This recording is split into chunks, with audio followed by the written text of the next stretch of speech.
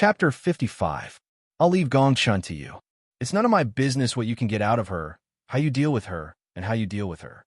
Sun Lang turned the wine bowl in his hand and said slowly, in exchange, you'll take the blame for this. After I'm done playing, you'll take the blame. You just used the word playing, didn't you? The ranger asked curiously. Do you have a more suitable verb to describe my current behavior? Hu Shoshin sighed. Someone in the capital is secretly collecting magic tools. No matter who the mastermind is, it will be an earthquake. What is their purpose, what are their plans, and who are they targeting? That has nothing to do with me. Theoretically speaking, the more chaotic the country is, the happier I will be. Sun Lang was silent for a moment and laughed. When a country is about to die, there must be demons and monsters everywhere. They will drag this rotten and ridiculous country into the abyss of eternal damnation. Righteous people with lofty ideals are running around to spread the news, and hot-blooded men are trying to save the country. However, there are greedy people and villains who are jumping up and down to take advantage of the country's misfortune. Hu Shoshin put the wine bowl on the table heavily, stared at Sun Lang, and said in a deep voice, I will not let this happen. Yes, patriots. You have been fighting for this country from the beginning to the end. Sun Lang said as if nothing had happened. But if you want to catch strong men to fight this time, remember to pick a pushover who is easy to control. After hearing this, Hu Shoshin's aggressive momentum suddenly softened. He sighed heavily, poured himself a bowl of wine, and drank it in big mouthfuls, while said, The world is so big. Nobody is qualified to ask you to do anything for this country. The Empire only owes you. No, there is neither kindness nor debt. The grudges between me and the Empire have all been settled 2 years ago, Sun Lang said calmly. Gratitude and grudges are clearly distinguished. Hu Shoshin mumbled. Then you still want to kill people? Sun Ran said. Because I haven't collected the interest yet. This is a usury. Besides, I've only settled the Empire's accounts. Some personal grudges with some people are far from over. He finished the remaining wine in the bowl in one gulp. The promise of 3 years, he said, whether it's revenge, or even the entire country, or even the world, it doesn't matter what I want to do. It doesn't matter how many people I want to kill, but he want me to wait for 3 years, to use these 3 years to do some things, to see this world, to wait until the blood in my eyes and heart dissipates, until my soul calms down, then I can make a decision, whether it is leaving, letting go, or revenge. He said that revenge is to let your enemies taste the pain they have inflicted on you, and it is to vent your courage and anger. But there is one thing, you cannot perish together with your enemies. No matter what, you cannot die. The most correct thing that this ridiculous country has done is to choose him. Sun Lang slowly put down the bowl in his hand. I dare not disobey his last words. Hearing that, Hu Shoshin sighed. They were veterans of the War of the Heavens origin sector. They were seasoned generals who had survived hundreds of battles on the battlefield. They should have been used to life and death. They should have been prepared for it. However, people's hearts were not made of stone. There were always people and sacrifices that were unforgettable. He said softly, I hope that we won't become enemies. That day won't come. Sun Lang said coldly, You want to be my enemy? If you dare to stand in my way, I'll throw you home to nurse your children after I cripple you. Sticku laughed. He threw the uneasiness and doubts out of his mind. There was still 1 year left. There must be a way. Moreover, people's hearts were constantly changing, just like now. He asked for another bottle of wine from the owner and filled their glasses. Speaking of which, you seem to get along quite well with Constable Zhang. With your temper, if the person behind Gongchun came looking for you, you would definitely be overjoyed and make a big fuss. Why would you come looking for me to throw the blame at me? Are you worried that Constable Zhang's family will be implicated? Why do you care so much about the little girl? Do you have an idea? Sun Lang sternly said, Don't talk nonsense and ruin the reputation of the little girl.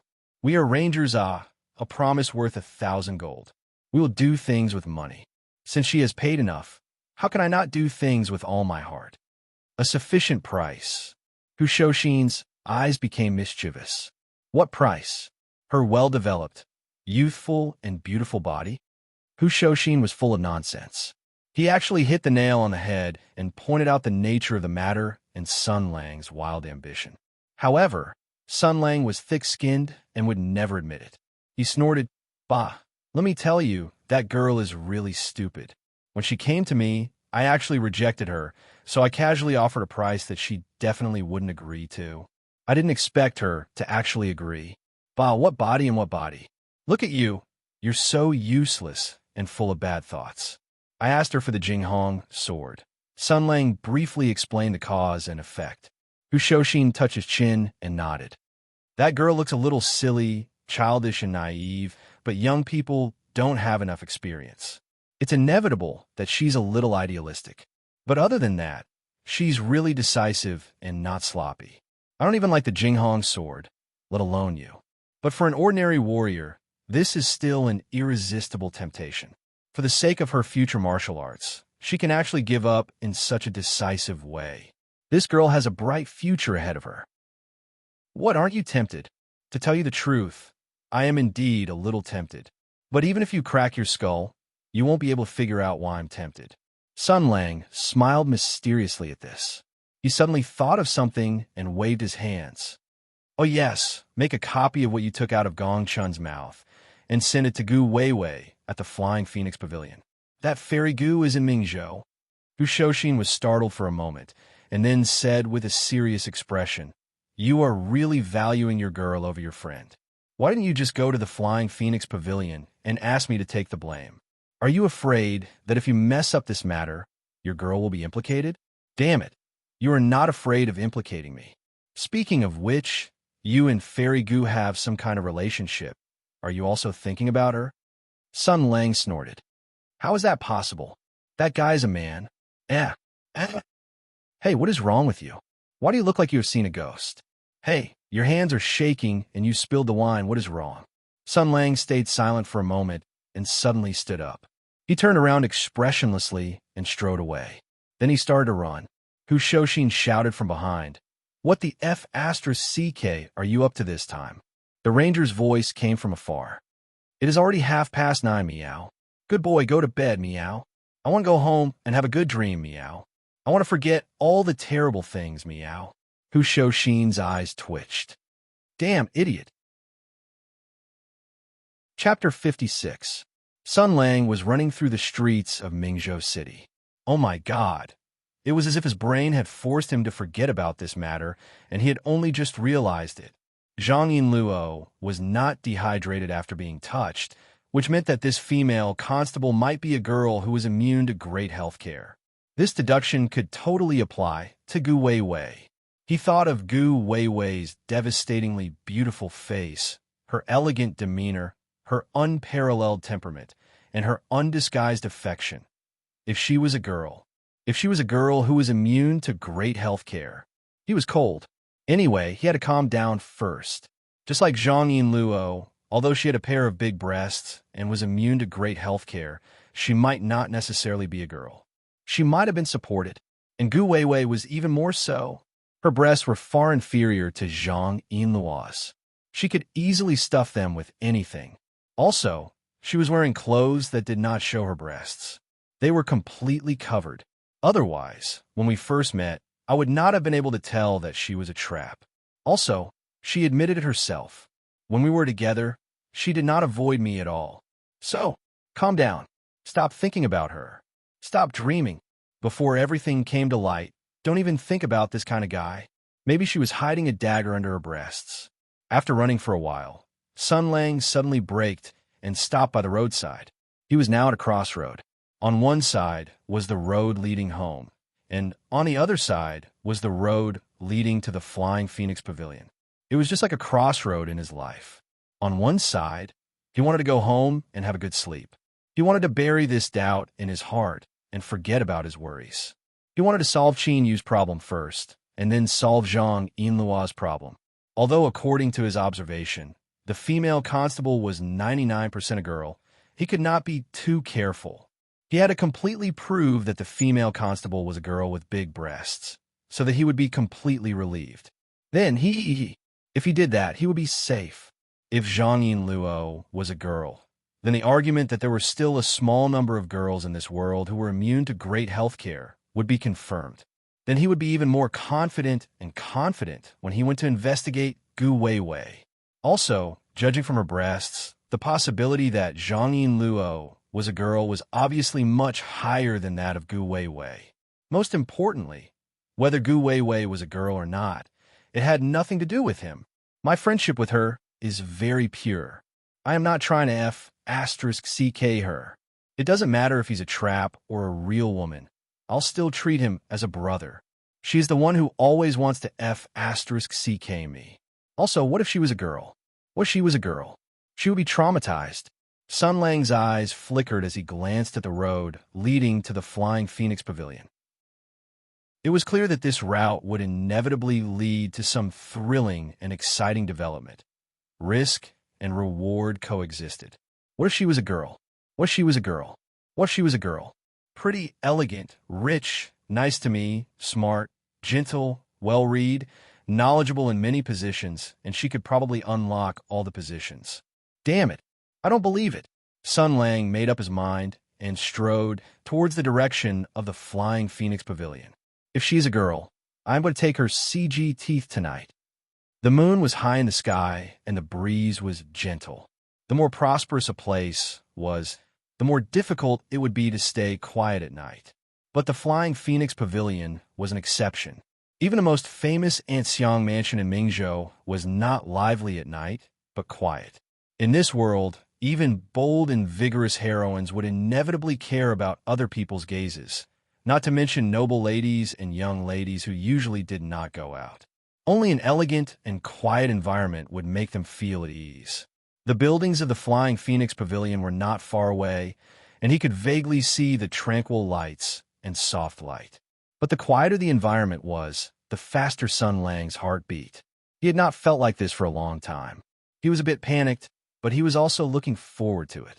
All he was thinking about was the time when he met Gu Weiwei, the memories of the past, and that person's voice and face. Her eyes and her smile seemed to be right in front of him. Although 2 years had passed, he still believed that the sword in his heart had not been dulled at all. But now he was hesitating. Then he sighed and shook his head with a smile. It seemed that no matter whether Gu Weiwei was a girl or a boy, she had left a mark in his heart that he would never be able to get rid of. Then he felt a bit annoyed. Damn it. He was a good man, and yet he was conquered by a girl whose gender was hard to tell. No, I will never admit it. The more he thought about it, the more annoyed he became. He swore inwardly. If you were really a girl, he would play with you in all sorts of ways and make you call me husband for the entire night. So he went around the main door and sneaked in through a secret door. The Flying Phoenix Pavilion might be heavily guarded, and there were countless sentries, but for him, they were just decorations. He walked towards the Tingxue house, according to his memory. On the way there, he kept thinking about Gu Weiwei, and the more he thought about it, the more he felt that his heart was being scratched.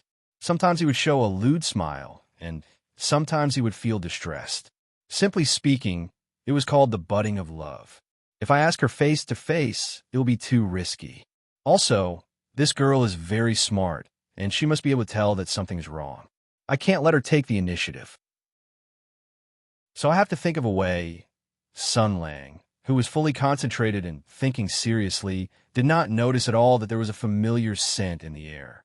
Although it was very late, although she had been busy all day, although she had suffered an incomprehensible and shameful failure, although she had lost a lot of face in front of Miss, but after careful consideration and insomnia, Su Qingwan still decided to go out again. She was going to find a mysterious boss of the Flying Phoenix Pavilion to ask for some information and ask for some solutions. Because she hated Gong Chun too much. Not long ago, when she passed by his courtyard on her way back, she was discovered by him. She was even called into his room and said some strange things to him, wasting precious time. When she returned to her room, she didn't even have time to change her clothes before she was caught red-handed by eldest Mississippi. She was seen in such a shameful manner, so when she went out this time, she deliberately chose another path and avoided Gong Chun's courtyard. Otherwise, she would definitely find some clues. But she did not. This was really the choice of the Fatestone door. She had a vague feeling that ever since Chin Yu was rescued, things had been out of her and even Mrs. Control. The shameless wanderer that popped out from who knows where, and that stubborn female constable who wanted to investigate to the end. These two people actually hit the mark by a stroke of luck and very strangely continued to find clues. Based on their speed, it would only take 2 to 3 days for them to reach Marquis Jing and Fu. At that time, the situation would become out of control. In order to protect eldest Miss, she was willing to dirty her own hands and bear the sin of murder. But she encountered an unprecedented and inexplicable and terrifying failure. That paladin practiced some kind of obscene cultivation method and used some kind of shameless powder, but it actually made her become like that. He was simply the public enemy of all women. The pavilion master of the Flying Phoenix Pavilion was also a woman and was experienced and knowledgeable. She definitely had a way to deal with this kind of person. She felt that she needed to inquire about this person's background and then ask for advice on how to deal with the enemy. And tonight, Mrs. Strange words and strange attitude made her feel very uneasy. That item that Gong Chun's master wanted, even though she did not know what it was, her spirit as a martial artist faintly sent her uneasiness and fear. That item had a terrifying power that could distort people's hearts, making her incomparably wary and repulsed. And she traversed through the darkness and constantly pondered. Suddenly, she discovered a very familiar figure in front of her. With one look, her heart was instantly shocked. It was that guy. What did he come here for? That's right, this afternoon, she had the pavilion master of the Flying Phoenix Pavilion pass on fake news and lured him into a trap. Did this guy come to settle the score with the pavilion master of the Flying Phoenix Pavilion? Her heart suddenly moved, and immediately, killing intent spread out like vines, wrapping around her heart. Right now, he looked completely defenseless, and she did not know what he was thinking about. This was the best time to make a move. Make a decision. A good chance, she took a deep breath and stretched out all the muscles and bones in her body. Following that, her entire body tensed up and her body's condition was already adjusted to the best. Then, she used all the strength in her body to gather all her anger and killing intent into her fists. With a tap of her feet, she shot forward like a cannonball, attacking the paladin's back. Pervert die. Chapter 57. As the sun rose, Sun Lang opened his eyes. The familiar ceiling. He pressed his head and slowly recalled what had happened the night before. Then he looked both annoyed and relieved. Last night, when he realized that there might be a few girls with special physiques who were immune to his great health care, he immediately thought of Gu Weiwei, who had appeared in front of him as a trap. If this unbelievably beautiful girl was a girl, this thought suddenly flashed through his mind like a raging fire, making him give up thinking. Don't be a coward, just do it. However, as if God was playing a joke on him, something unexpected happened.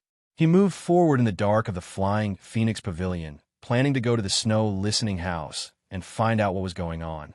He was just thinking about how to determine Gu Weiwei's gender in a polite and dignified manner when a woman suddenly jumped out from the dark and attacked him. He did not know if he had been discovered or something else.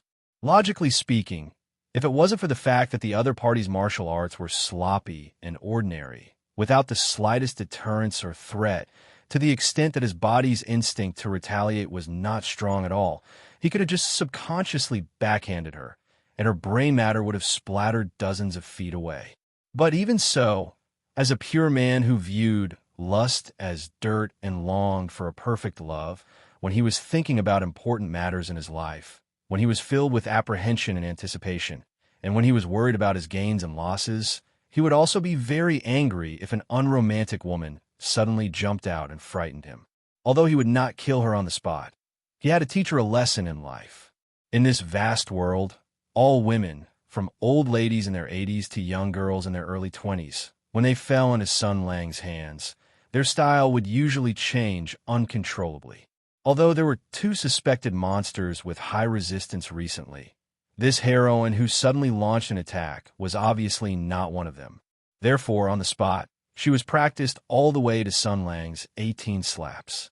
She trembled like a chaff, unable to control herself, to the point where she could hear the sounds of the orioles and the bottom of the flowery bottom, and it was difficult to swallow under the ice. Then something F***ing happened. This woman seemed to be here to blackmail him.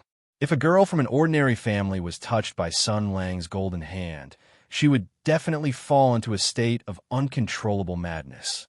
She would be so happy that she would forget to think and would not want to speak at all. But this heroine, although the silver bottle was broken, she overcame the physical pleasure and screamed for help. She screamed at the top of her lungs as if she had planned this all along, as if she was trying to trick Sun Lang. TSK, TSK, TSK. It was said that society was very chaotic these days. There were always some beautiful girls with long legs and big breasts who came from rich families who would try to blackmail men on the street. Suddenly, they would throw themselves at the man and shout that he was being molested. Then they would whisper to the victim that if he did not want to be put in jail, he should just go home and marry her. Some weak men who did not have their own opinions would reluctantly agree. Then they would be trapped in a scheme that had been planned for a long time and live a useless life like a useless pig who had a car, a house, money, and had money. How terrifying.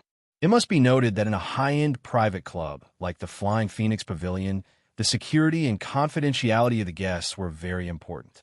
When a woman screamed for help in the Flying Phoenix Pavilion, it was just like when a teammate screamed, "I saw Timo," during a team battle. Of course, they would come at her with swords and spears.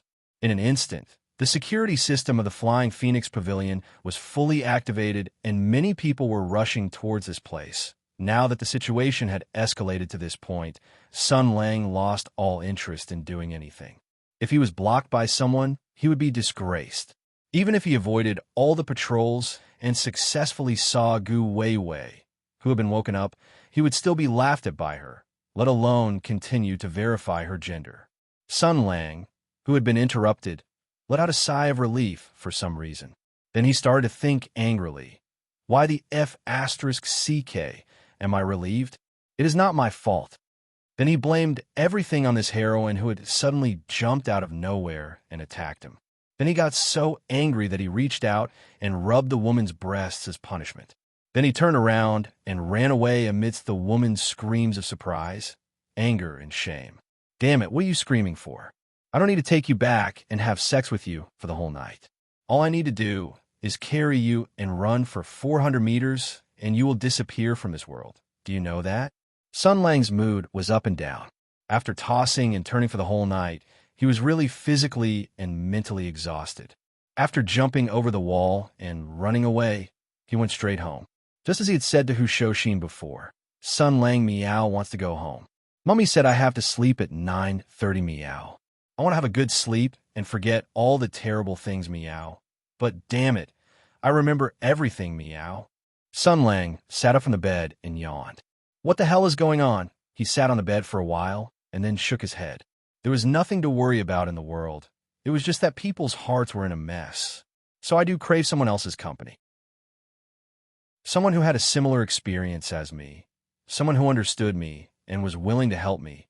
Someone who had nothing to do with me even if I touched her. And a peerless beauty who could topple cities. If she was a girl, that would be great. Maybe that is what I am thinking. But if Gu Weiwei's gender is confirmed, no matter whether she is a boy or a girl, our relationship will be completely different. He thought for a while and then patted his face. Forget it. Let's leave it at that. The most important thing now is to deal with Zhang Yinluo's business and private affairs. We can talk about the rest later. He was just about to get out of bed when he heard a rapid knock on the door. It was Stick who opened the door. Good man. Holding a stack of invitations and name tags in his hands, he clicked his tongue and said, from the governor of Mingzhou to the officials of the government, as well as the local magnates and the leaders of the chambers of commerce, a bunch of big shots who usually try to draw a clear line with me, as a veteran of the Heaven's Origin sector, and stay as far away from me as possible have all sent me invitations and messages, asking about the operation of the Guild of Wanderers and asking me about a young hero named Sun Lang. They expressed their deep curiosity and concern for this capable young man, praising him for his dependability and strong business ability. Sticku laughed. Luckily, These men are very lucky and did not come to threaten you directly. Otherwise, tisk, Sun Lang thought for a moment and nodded. It looks like that young lady has already discovered Gong Chun's disappearance and has suspected us. Moreover, she has made a clean move. Moreover, she's borrowing the influence of Gong Chun and the faction behind him. Otherwise, with her own abilities, she would be able to move the entire Ming province's officialdom. Why would she need to listen to others? But that is not the point. Hu Shouxin said slowly. You and Constable Zhang were the ones who handled this matter. Since she can find someone to put pressure on a Rangers Association, how could she let go of Constable Zhang? Sun Lang smiled and said, that young mistress must have told the Zhang clan how powerful she was. That lass is not good with words, so she couldn't have explained it clearly. Right now, she's probably grounded by the clan. I'll go to the Zhang clan and bring her out. Hu Shouxin asked, do you need me to go with you? What are you going to do? Sun Lang rolled his eyes. It is not a treat to meet the parents. I can't do anything with you around. Chapter 58. Sun Lang freshened up a little and went to the food storage cellar to take a look around. Once he had enough equipment, he went out. The evil fire from last night had not yet dissipated, causing the smile on his face to become brighter. In fact, when Hu Shouxin saw his smile, he immediately turned around and left, even forgetting to ask for the canned herring he had mentioned last night. As his comrade in arms for 6 years, Hu Shouxin knew his character very well. Once Sun Lang showed this kind of smile, it meant that someone would inevitably become a victim of his bad taste. And the best way to deal with it was to hide far away and wait until he had enough fun. Sun Lang looked at the back of Hu Shouxin's fleeing figure and smiled gloomily. He did not forget that it was Hu Shouxin who sold his information and situation to Zhang Yinluo, and it was also Hu Shouxin who instigated the female arrestor to pester him. Although it seemed that a bad thing had turned into a good thing by accident, but that was that. Hu Shouxin had bad intentions, so he could not let this matter go. After the ranger locked the door, he took out a can of herring from his pocket and let it spin on his fingertips. He turned around and walked to the street. Although the canned herring was very powerful and could be used for both military and food purposes, food was food after all. It could not be eaten, and it could not be smoked to death. Its power was still limited. Perhaps it was time to improve. He had sent Zhang Yinluo home last night, so he knew the general way.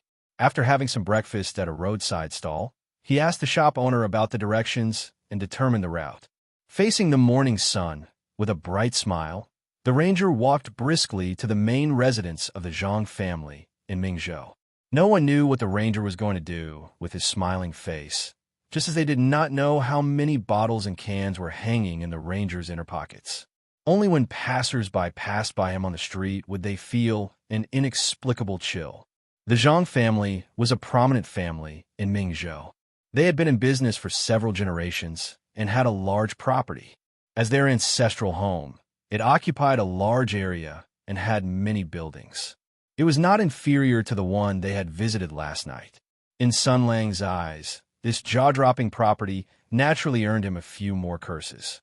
He looked at the vermilion gate not far away and the guard standing at the gate. For a moment, he was a bit hesitant. Should he directly enter with F2A, or should he send some condolences before entering with F2A? However, Zhang Yinluo's figure flashed through his mind. Not good, not good. If he turned her house upside down, they would definitely fight. If he couldn't stop the fight, the situation could easily evolve into killing the whole family. If he did that, he could only go down the pig line. If he wanted to go down the pig line, he didn't need to specifically look for her. This kind of brainless way of fighting that wasted human resources was something that high-level players wouldn't do. Forget it, forget it. Although it was more troublesome, it was better to honestly reason with them. If he really couldn't reason with them, then he would just beat them up. Just as he was about to go up and knock on the door, his expression suddenly changed. He tilted his head, then turned around and left with a smile that wasn't a smile. He came to a remote corner where a martial artist in a green shirt was waiting with an uneasy expression. He looked a bit haggard. He looked at Sun Lang with a hint of fear in his eyes. It was Zhang Yinluo's bodyguard, the victim of Sun Lang's great pretentiousness. We call him Expert Bro. A long time no see, Expert Bro. Sun Lang waved his hand and greeted him with a smile. Ah, your complexion looks a bit bad. Your spirit hasn't been very good recently. Do you want me to recommend you a medicinal cuisine? Expert Bro forced a smile. As a martial artist, his self-esteem and pride made him strive to maintain the last of his dignity.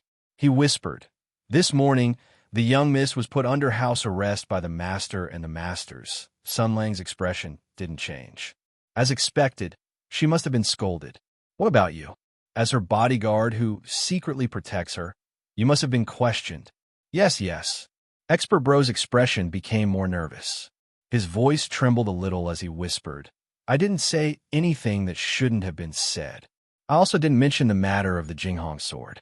So the masters only know that you are a ranger who helps the young miss investigate a case, and that you were privately hired by the young miss." They didn't take it to heart. The ranger calmly nodded and said, "That's common sense. After all, I'm just a little ranger. Even if I'm handsome and confident, even if my business ability is extremely strong, I'm still just a little ranger. If you give me money, I'm willing to do anything." The masters naturally wouldn't take it to heart. I understand. The more amiable and reasonable he was, the more flustered the Expert Bro was. He whispered, "Then, I'll take you to find the young miss." Sun Lang shook his head and said amiably, I'm not in a hurry. First, introduce me to your patriarch and the other masters. I have to greet them. Otherwise, it would be rude." Even with the Expert Bro's strong mind and strong bones, his legs almost went soft. It was fine if this guy kidnapped the young miss. Anyway, although he spoke rudely to the young miss before, his behavior was very polite. There was no lewd behavior, and there were no evil thoughts in his eyes. Flowery words might be the eccentricity and interest of the strong. He shouldn't have any covetous thoughts towards the young miss. Most likely, he came to pick up the young miss, to complete the promise, and take the Jinghong sword along the way. That's all. So it was fine to let him take the young miss away. Anyway, they couldn't stop him. After this matter was over, the young miss would come back unscathed. Anyway, with his ability, even if the consequences of this matter were serious, he could settle it. But if he swaggered to the masters, then this matter would be serious. What if something went wrong? The Expert Bro was about to cry. "I don't know what business you have. Small matter, small matter." Sun Lang blushed slightly and said, "To be honest, this lord's crotch. Hey, this lord's seat is still lacking a female flute player. Seeing that your young miss has a good bone structure, I'm very happy. Wouldn't it be great if she entered my sect? Today, I came to see your master to discuss this matter. Lead the way for me." The Expert Bro only felt that the sky and earth were spinning. He thought that he was joking and said with a bitter face, "How could the master agree to this? It's fine. I know this is very difficult, but in this world, everything can be discussed. I'll go and discuss it." Sun Lang waved his hand. "Besides, it's not good to kidnap someone's daughter without a word. I have to go and say hello, and while I'm at it, tell them the cause and effect, as well as my method of dealing with this matter, so that they can be at ease. You know, your young miss is clumsy and can't say anything. Right now, your master must be in a terrible fix, thinking that his daughter has caused the family to be involved in a huge matter. From a certain point of view, this is indeed the case. Young miss has indeed provoked a guy like you for the family." The Expert Bro ridiculed in his heart, but no matter how brave he was, he didn't dare to say it out loud. He could only be a yes man and say, "This," Sun Lang said impatiently. "If you're not willing to lead the way, I'll have no choice but to go and F2A myself." Although he didn't know what F2 was from this guy's mouth, it must be a very scary thing. The Expert Bro saw that he couldn't refuse and sighed helplessly in his heart. "Then let's go in from the front door. Hopefully, there will be someone smart enough to inform the masters and let them be vigilant. Their attitude shouldn't be too bad, and they shouldn't put on a fierce posture." He bowed slightly. "Then please follow me, and no need to go through the front door." Sun Lang seemed to have seen through his thoughts at a glance.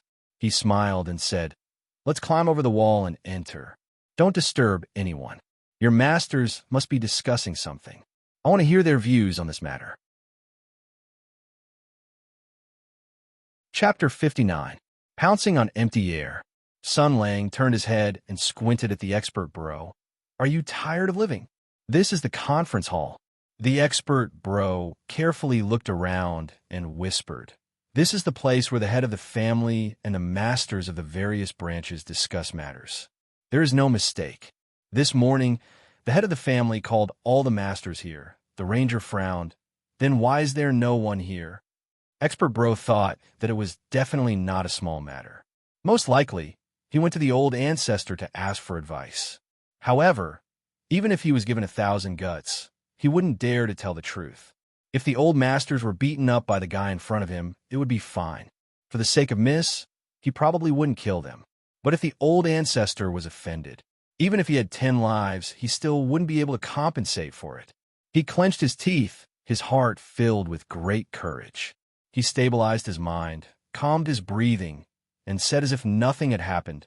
Most likely, they went to the reflection room to ask the eldest miss. Not long ago, the eldest miss contradicted the head of the family and has been placed under house arrest. She is under strict supervision and is not allowed to take a step out. The masters are afraid that if they call her to the conference hall, she will run away and make a scene on the way, so they should directly go to the reflection room to ask her face to face. In short, first he would deceive him to go to the eldest miss. With his temper, he could not help but tease the eldest miss whenever he saw her. Seeing the eldest miss locked in the reflection room, he would definitely laugh out loud and then laugh at her wantonly. After a while, maybe he would forget about this matter. Sun Lang really believed him a little. He nodded and said, "Well, let's go there and take a look." Zhang Yinluo sat on the hard and cold stone bed. She felt wronged and wanted to cry. Her father and uncles simply refused to listen to her explanation. They also refused to believe that a ranger could solve this matter. Fortunately, she did not say anything about the Jinghong sword. Otherwise, that guy would be in big trouble. But even so, she was still under house arrest in this reflection room. There were only simple daily necessities and toiletries. It was cold and simple, so quiet that it could drive people crazy. In addition, there were also loyal family experts guarding outside. They would never talk to her, let her out, or agree to any of her requests. This was a place for punishing members of the family who had committed grave mistakes. In fact, with the amount of trouble she had caused, merely locking her up here was already the elders' favor and tolerance. Rather than calling it confinement, it would be better to call it protection. However, this would not solve any problems. That fellow, he said that he would help me solve this matter. No matter how serious it is, no matter how powerful the other party's backer is, he would find a way to solve it. He might have made a promise last night and told me about a feasible plan. He took Gong Chun to find Hu Shouxin last night. He promised me, but my uncles didn't believe it. They didn't believe that a ranger would go to such lengths for a so-called promise. They even said that he must have some ulterior motive. He wanted to get something for me, or climb up the Zhang family's branch. Yes, he didn't want to get the Jinghong sword from me. This was the deal I agreed to, but I didn't dare to say it out loud. In addition, although that guy's mouth is very vicious, and he likes to make some very vulgar and dirty jokes, he is not that kind of bad person. He has no evil intentions and will do his best to fulfill his promises. Moreover, he is not that kind of perverted person. He doesn't covet me. TSK, TSK, TSK, TSK, TSK. Won't I lose face if that's the case? She shook her head and collected the messy thoughts in her mind. In short, what she needed to do now was to find a way to escape. If this matter was solved perfectly, it would solve this problem for the family. Since my uncles don't believe me, I can only do it myself. Moreover, he said that he would come to pick me up this morning.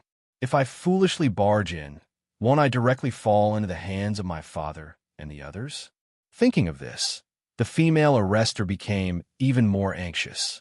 She looked at the surrounding walls and tried to break them. They were very thick and solid. The inside of the walls was made of fine steel. It couldn't be dug or broken. If she wanted to get out, she could only go through the only locked door. But the family's experts guarding this place would never open the door for her, unless there was a special situation. She seemed to have thought of something and took out a metal object with a strange luster. This thing was the self-defense weapon Sun Lang gave her last night. It was called a canned herring. This so-called food was actually a terrifying biochemical weapon. It had a very strong smell. If this smell drifted out, the family's guardians would definitely open the door to check. No, their strength is very strong. I may not be able to take them down. Moreover, if I can't do it in a short time, they will send out a warning signal. At that time, it will be even harder to escape. So, I have to create an opportunity to make them fall into a state of shock and panic. That's right, he once said that after heating this thing with a small fire for a period of time, the liquid and gas inside will collide with the heat and it will explode on the spot. Since this is the case, I will first open a small slit in this can and then slowly heat it up. When the smell drifts out, the guardians will definitely come to open the door to check. Then this thing will immediately explode and pour over their heads and faces. No. Although the plan is feasible, I can't control the intensity of the fire. If I use explosives and gunpowder, I have some confidence. After all, I have traveled to the divine kingdom of raging flames. That's right, he gave me a cloud-piercing arrow last night. Zhang Yinluo's expression suddenly became bright. She was immersed in the joy of discovering and solving the problem. She didn't realize how terrifying the thing she was doing was, nor did she realize what kind of door she was opening. She took out the canned herring and the cloud-piercing arrow. Then, she tore apart the cloud-piercing arrow and took out the gunpowder inside. Then, she tore off some pieces of cloth from the quilt on the bed and opened a small slit in the canned herring. She was going to make a timed directional explosion to open the canned herring, stick it on the door, and connect it to the door. After the door was opened, the mechanism would open and the can would face down. The explosion would accurately shoot the contents of the can downwards. She constructed the design in her mind as she began to work. For a moment, she almost forgot the passage of time. Then, she suddenly heard a familiar voice. What the hell? The female arrestor suddenly raised her head and suddenly saw a familiar face through the iron railings of the high window. The person was staring at her with a shocked yet gratified look in his eyes, and the thing in her hand. He had a gratified look that said, "My disciple, you have become something." Zhang Yinluo stared blankly at Sun Lang, who had stuck his head out of the skylight and was looking at her with a gratified expression. Then, she looked at the canned herring that someone had shoved into her hands last night.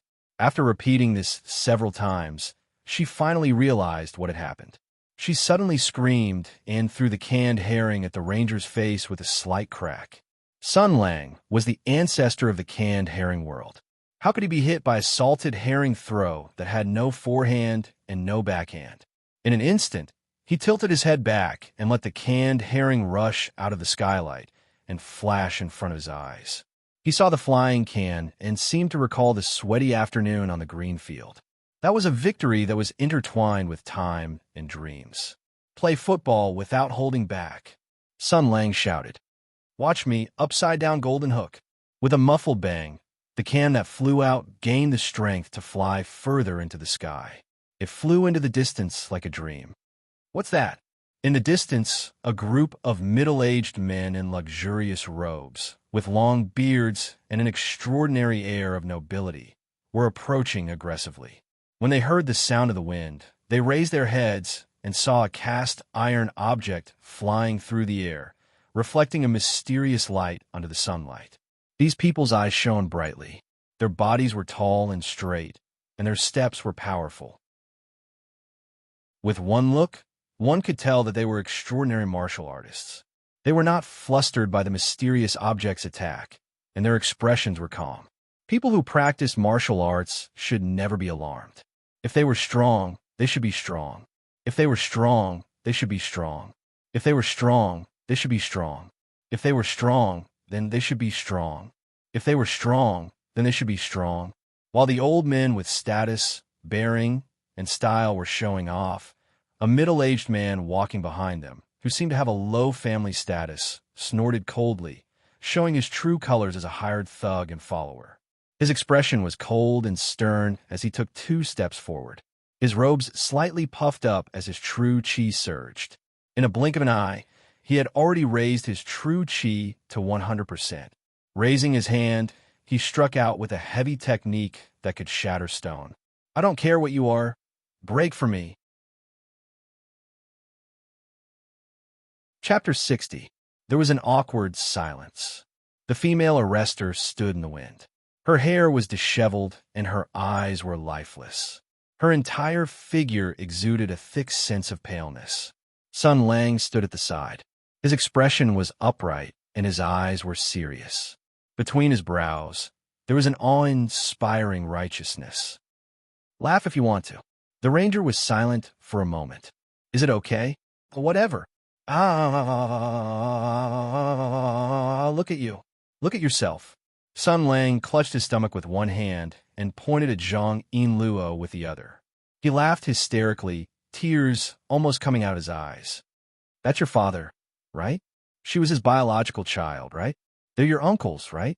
You weren't picked up, were you? She's his biological daughter, right?" The female arrestor clenched her fists expressionlessly. Wow. He actually did such a big thing. What the F asterisk CK? Ha ha ha ha ha. Do you still remember? Your father and the others had shit all over their faces. Even their beards were covered in it. Ha ha. Zhang Yinluo took a deep breath. "I didn't expect an honest guy like you to be more ruthless than anyone. That's your family. You actually dared to do that. Ha ha ha. Shut up. Shameless bastard." The girl finally exploded and pounced on Sun Lang fiercely. "Who gave me that thing? How dare you spout nonsense and make sarcastic remarks here?" Sun Lang casually dodged her attack and said as if nothing had happened, "Look at what you're saying. Why don't you just arrest all the blacksmiths and throw them into prison? After all, in those cases of murder and injury, the murderer used the blacksmiths to commit murder. According to your logic, these people are all criminals. Alas, I gave you the canned herring as a cold dish to go with your meal. I didn't expect you to. Alas, I couldn't tell. I really couldn't tell." Zhang Yinluo was seething with anger. She gritted her teeth so hard that she almost broke them. She was so angry that she felt dizzy. She had lived for almost 20 years, but she had never seen such a shameless person. Not long ago, when she was making the directional explosive canned herring trap in a moment of confusion, Sun Lang appeared out of thin air. In her panic, she subconsciously threw the canned herring. In her panic, she forgot how much strength she used, and because she was in the cell, she did not see Sun Lang's upside-down golden hook.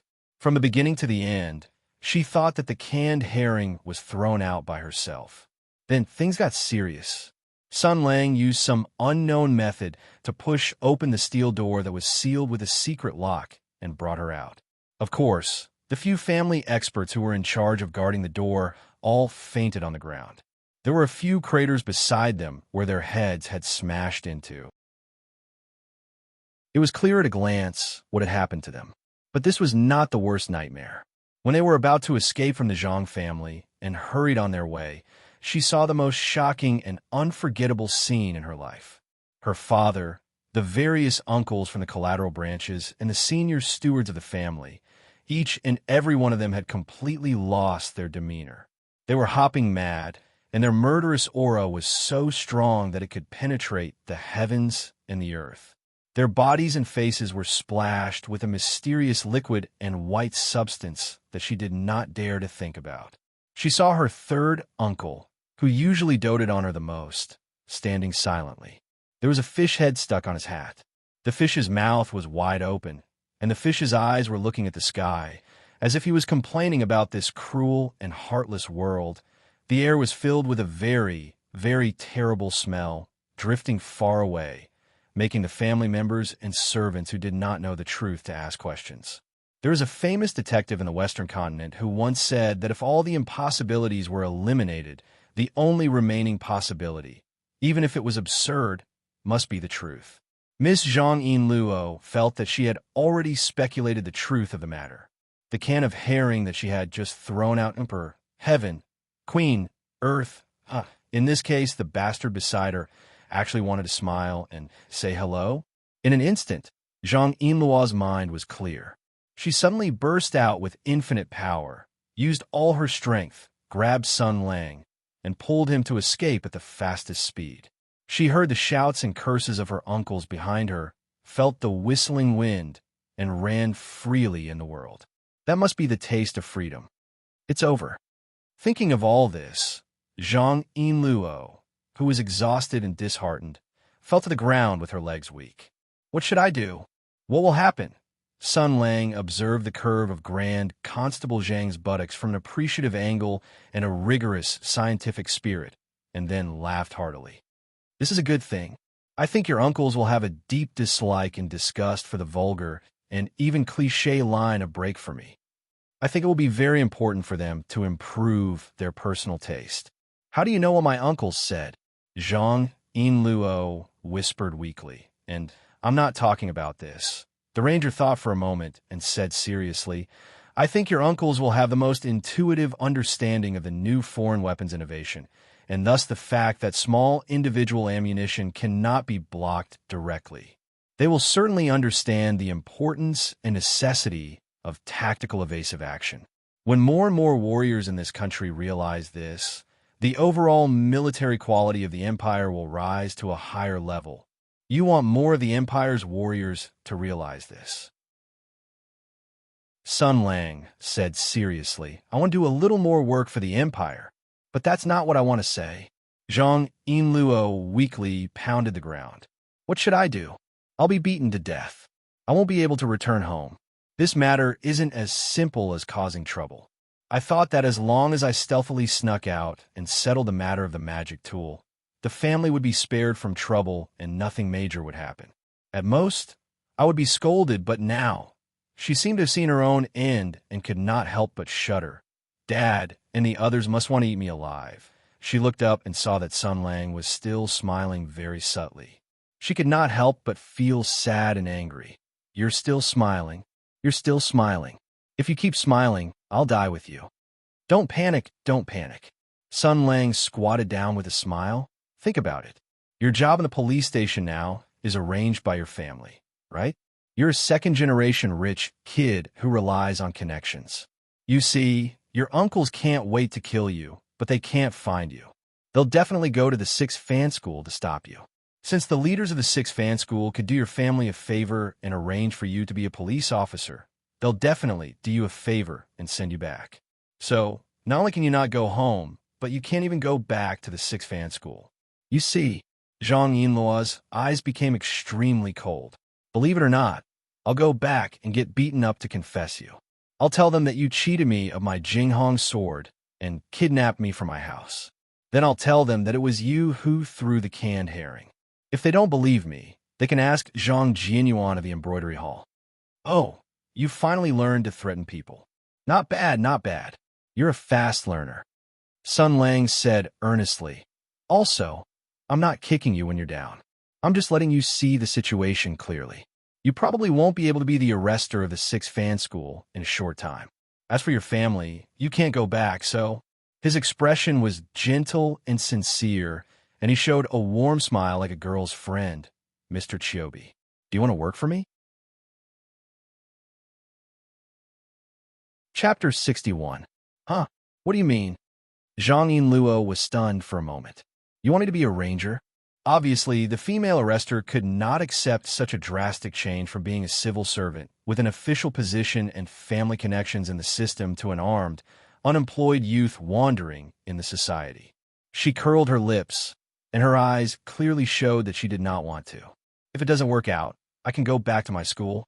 Why do I have to be a paladin? Sun Lang laughed. Young, too young. Come, let me ask you, how is the relationship between your sex elders and your uncles? Back then, you were able to enter the Vulture Spirit Palace because your family sent you there. If your father sent a letter to the Vulture Spirit Palace saying that you were naughty and wanted to take you back for strict discipline, your master would ask you what happened. What would you say? Would you tell her, Master, your disciple threw some feces on my father's uncle's heads, and I will definitely be beaten to death when I go back, so please don't send your disciple back. Hey, or something like that. How could you say that? I guess your master's eyes would change when she sees you. This brought up Zhang Yinluo's sad story again and reminded her of the horrible scene at that time. The female arrestor couldn't help but shudder and began to pound the ground again. That was just an accident, you bastard, she sighed and thought about the possibility of becoming a ranger and finally sighed. I don't want to. It feels weird to suddenly change from a arrestor to a ranger. With a big-breasted female assistant. Who the hell would want to work for Hu Shouxin? Get lost, get lost. I'll resign tomorrow. Sun Lang turned his head and sold Hu Shouxin out. He said pleasantly, this is easy. You don't have to go to the Rangers Guild to apply for the qualification, and you don't have to report to Old Hu. We can set up a firm directly, and you don't have to go to Old Hu to be bullied by him. What do you think? Is it the Western Continent's detective agency model? Zhang Yinluo was indeed someone who had studied abroad. He had an international perspective and immediately understood the spirit in Sun Lang's words. He couldn't help but feel a little moved. I've always wanted to try being a detective. She couldn't help but recall the legends she had heard during her travels in the West. The legends of forest rangers, hunters, wizards, assassins, and even detectives. Among these stories that were shrouded in mystery and legend, the legend of detectives was the most realistic because they could appear in public and solve almost unsolvable mysteries and cases with their own wisdom and ability. They even became the darling of the public and society. She had read many detective stories and even personally met several excellent detectives. They were quick-witted, intelligent, self-loving, and independent. Their abilities and achievements were not inferior to that of men. They all had legendary experiences and stories. For a little girl like Zhang Yinluo, these female heroes were no different from guiding lights and solid role models. She glanced at Sun Lang, and her heart couldn't help but be moved. On the outside, he looks lazy and licentious. His mouth is poisonous. He doesn't get up early if there's no profit, and he has a very terrible sense of humor. However, when it comes to critical moments, he can become reliable and also quite talented. Such a sloppy guy.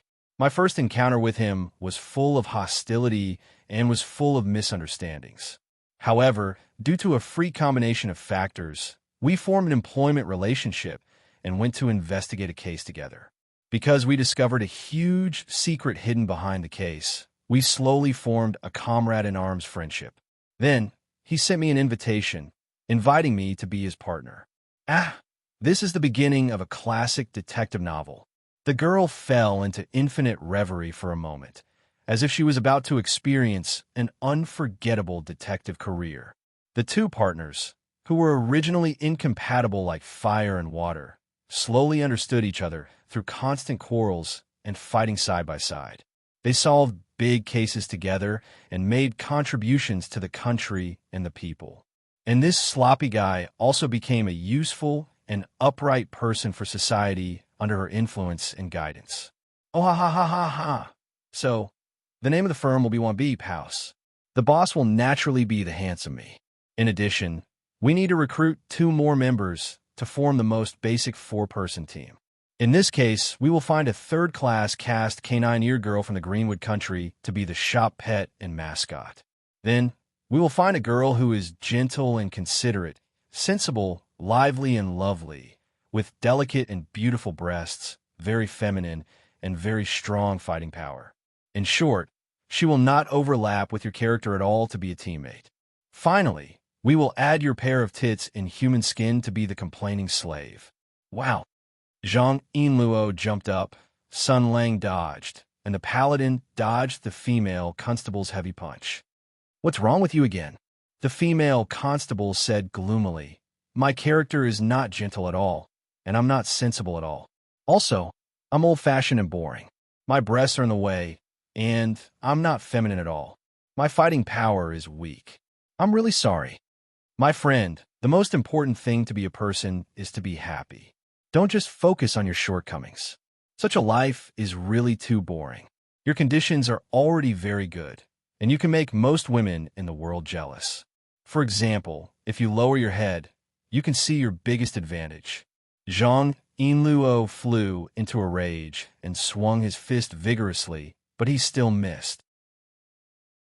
The female constable shouted in anger, "Who wants to work with a stinky rogue like you who objectifies women all day long? You big pervert." Big pervert? What a ridiculous accusation. Sun Lang picked his nose and said as if nothing had happened, "I remember that you still owe me a favor. I didn't let you report to work in my office wearing a low-cut miniskirt and black silk-made costume. That's already very gentlemanly behavior, right? A low-cut miniskirt and black silk-made costume." Zhang Yinluo imagined himself wearing such a costume, and his face instantly turned red. Shameless. The two of them looked at each other for a moment. Zhang Yinluo had a look of shame and indignation. Sun Lang suddenly laughed. "Forget it. Qin Yu's matter hasn't been resolved yet. Today, that young mistress seemed to have made a move. She should have borrowed Gongchun's power to put pressure on your family. Your father and the others didn't know the situation and thought that you had caused trouble. In order to protect you, they locked you up. At the same time, Hushoshin has also received threats and pressure. It's said that more than half of the officials in Mingzhou are involved in this matter. Right now, many pairs of eyes are watching this. We have to resolve this matter before it gets out of hand." He waved his hand. "So let's go. Let's go to the family we visited last night and see who they are." After the noise just now, Zhang Yinluo suddenly found that her feelings of running away from home and panic had calmed down. After hearing Sun Lang's words, she realized that this matter was far from over. There was a huge monster smuggling magic equipment, and she and the ranger in front of her were involved in this matter. It was like walking on a steel wire. Danger was approaching, and if they were not careful, they would be killed. In a sense, he was implicated by her. From last night until now, all his efforts were to fulfill the promise at the beginning. Looking at Sun Lang's back walking in front of her, she muttered in a low voice, "You bastard, if you talk nicely, I won't necessarily disagree, but you always say those shameless things." She thought that her voice was very soft, and only she could hear it. However, what she did not know was that Sun Lang, who was walking with his back to her, had quietly revealed a smile of the plan worked. Chapter 62. It's here. The large residence from last night. Sun Lang tilted his head to look at Zhang Yinluo. "It's much more imposing than your homa. Hey, are you dazed?" They had already arrived at the vicinity of the large residence where they had abducted Gong Chun last night. What they saw at night was not as clear and direct as what they saw during the day. Sun Lang's perception retained the simplicity of the proletariat, which was equivalent to communism. He did not care about what kind of pavilions or buildings. As long as it looked bigger than his one mu of land, it was all ing rich. And here, it was clearly the richest of the rich. Even if they set a fire, they would not be wronged. The wealth of the people, the wealth of the people. Sun Lang shook his head and sighed. "Let me tell you, if this family were to undergo land reform, it would be strange if they were not bitched into idiots. When it comes to Wang, not a single one of them can think about living." Zhang Yinluo clearly did not hear what Sun Lang was saying. She seemed to not dare to believe her own eyes. She blinked hard and looked at the plaque at the main door, then said in shock, How is this possible?" Sun Lang poked his head out and said, "Ah, could this be the place where your father keeps a mistress?" The female arrestor retorted, "It's not. No, my father does not keep a mistress. This is Marquis Jingon Fu." Marquis Jingon Fu, never heard of it. Sun Lang thought for a bit. It's a miscellaneous title, not like Tinyuan's. But who cares? No one can protect him today. He waved his hand. "Assistant, this is the first battle since the opening of our law firm. I'll leave it to you to decide. Are you on top, or am I on top? No. Is it a literary battle or a martial battle?" These extremely rich words actually did not attract the ridicule of milk in human skin. Sun Lang wanted to question Zhang Yinluo's professional integrity as a ridicule worker, but he discovered that Zhang Yinluo's face was conflicted and hesitant. "It's actually Marquis Jingon Fu? Why is it like this? Housekeeper Sue. Then the eldest miss she mentioned last night. This is impossible. Ah." Sun Lang squinted his eyes and said, "Your Jiyu? What is Jiyu?" It's used to describe a kind of intimate relationship between women.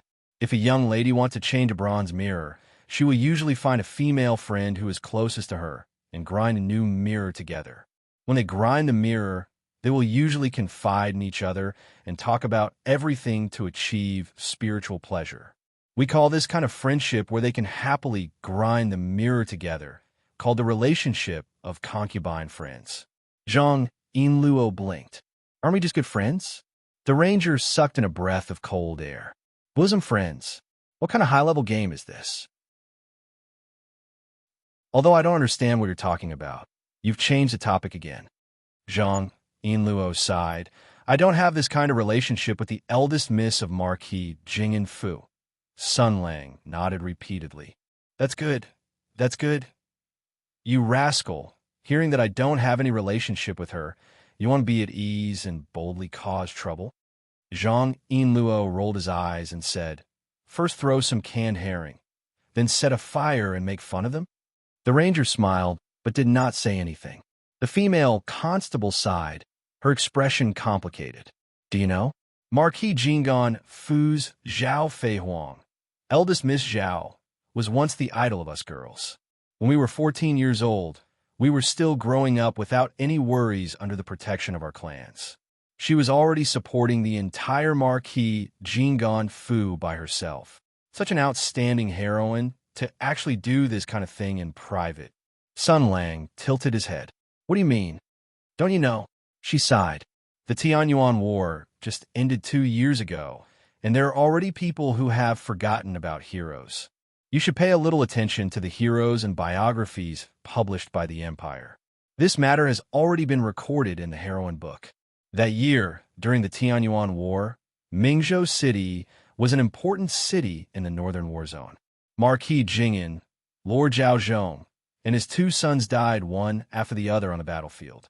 There was already no one to inherit the title of Marquis Jing'an. According to the Empire's laws, an outstanding descendant of the cadet branch had to be chosen to marry into the family and inherit the title. An eldest Miss Zhao, as the orphan daughter of Marquis Jing'an, suddenly became a delicious cake. Who knows how many cousins who were usually friendly planned to swallow the title, family business, and beauty. When Zhang Yinluo reached this point, there was both righteous indignation and a trace of admiration. And then do you know what happened? In this kind of crisis where wolves were surrounding her, Miss Zhao seemed to have grown up overnight. As a budding woman, she wrote a memorial to the imperial court, asking why women couldn't inherit the title of Marquis. She also used her actions to prove to the imperial court who said that women were inferior to men. During the Battle of the North Wind Plains 3 years ago, it was she who worked hard in Mingzhou, mobilizing plans, and mobilizing the power of the Marquis household to ensure that the logistics were safe, that the supplies were not lost, and that the supply lines were smooth. It was also she who, as the orphan daughter of Marquis Jing'an, wrote a letter to the commander's tent on the front line of the North Wind Plains to discuss the plan of breaching the Shaodi River and flooding the enemy, making a decisive contribution to the victory of the Battle of the North Wind Plains. These matters were only made public by the imperial court after the Tianyuan War. As a reward for her, His Majesty gave her special permission. Sun Lang was stunned for a moment. Wait, discuss the plan of breaching the imperial court? Breaching the Shaodi River? Who said that? I already said, take a look at the heroic spirit. The imperial court's decision, Hanlon Academy's compilation. How could it be fake? Zhang Yinluo sighed again. And now, Miss Zhao is actually smuggling demon weapons. Why? Could it be that for a girl, supporting the entire Marquis Jing household is ultimately too difficult to the extent that... Sun Lang laughed out loud. Isn't this matter obvious? Back then, the reason why this eldest miss was able to protect her own body and the family business left behind by her father, other than her own efforts, it seems that there was also the process of history involved. She most likely hugged the thighs of the imperial court at that time. Interesting, the Tianyuan War hasn't even ended yet, but there were actually people who secretly began to plot. Furthermore, they were able to forcefully fabricate such a huge scam, even deceiving the emperor, deceiving the world, forcefully fabricating such a legendary story. They really are a big spender. I reckon that Miss Zhao was so scared that she wet her pants. From then on, she obediently obeyed. She was told to smuggle demon weapons, so she smuggled demon weapons. You're saying that all of this is a scam? Zhang Yinluo said angrily. How is that possible? All of this is your conjecture. You haven't even read the heroic spirit, so don't spout nonsense here. Miss Zhao is currently smuggling demon weapons, so it's naturally wrong. But to deny one person like this, to use the greatest malice to guess all of her efforts up until now, isn't it a bit too much? The Tianyuan War has just ended 2 years ago. The people who experienced it haven't died yet. You can go on the streets and find a random local to ask. 3 years ago, during the Battle of the North Wind, did Miss Zhao personally go to the city to gather grain and dispatch it, running all over the place? Did Marquis Jingon Fu open their granaries and use all of their manpower? Sun Lang smiled and raised both his hands. All right. I know that you admire this Miss Zhao and can't stand the disappointment of having your idol destroyed. All right. I'm wrong. I was just speaking nonsense just now. Let's not dwell on this matter. Whether or not Miss Zhao is someone who gained fame by deceiving the world, let's not talk about it for now. The crux of the matter is that she is now the biggest mastermind of smuggling demon weapons and robbing Six Fan School. As the messenger of justice and the constable of Six Fan School, do you want to rush in and give her a righteous heavenly punishment? Hearing this, Zhang Yinluo immediately deflated like a rubber ball. He sighed and said, So, what should we do next? Should we directly rush in and arrest her? That's not very appropriate. The depressed female constable naturally did not discover that at this moment, a cold light flashed through Sun Lang's eyes. Interesting. How come I didn't know that during the Battle of the North Wind, there was a heroine who provided strategies, and even proposed the exceptional plan of bursting the Shaodi River and flooding the 7 armies? Although I've never seen something like the heroic spirit, but the Battle of the North Wind was commanded by me. Chapter 63. The people of Marquis Jingon Fu definitely would not have thought that on such an ordinary day, outside the Marquis Fu, an extremely daring ranger was currently brainwashing the constables at his side.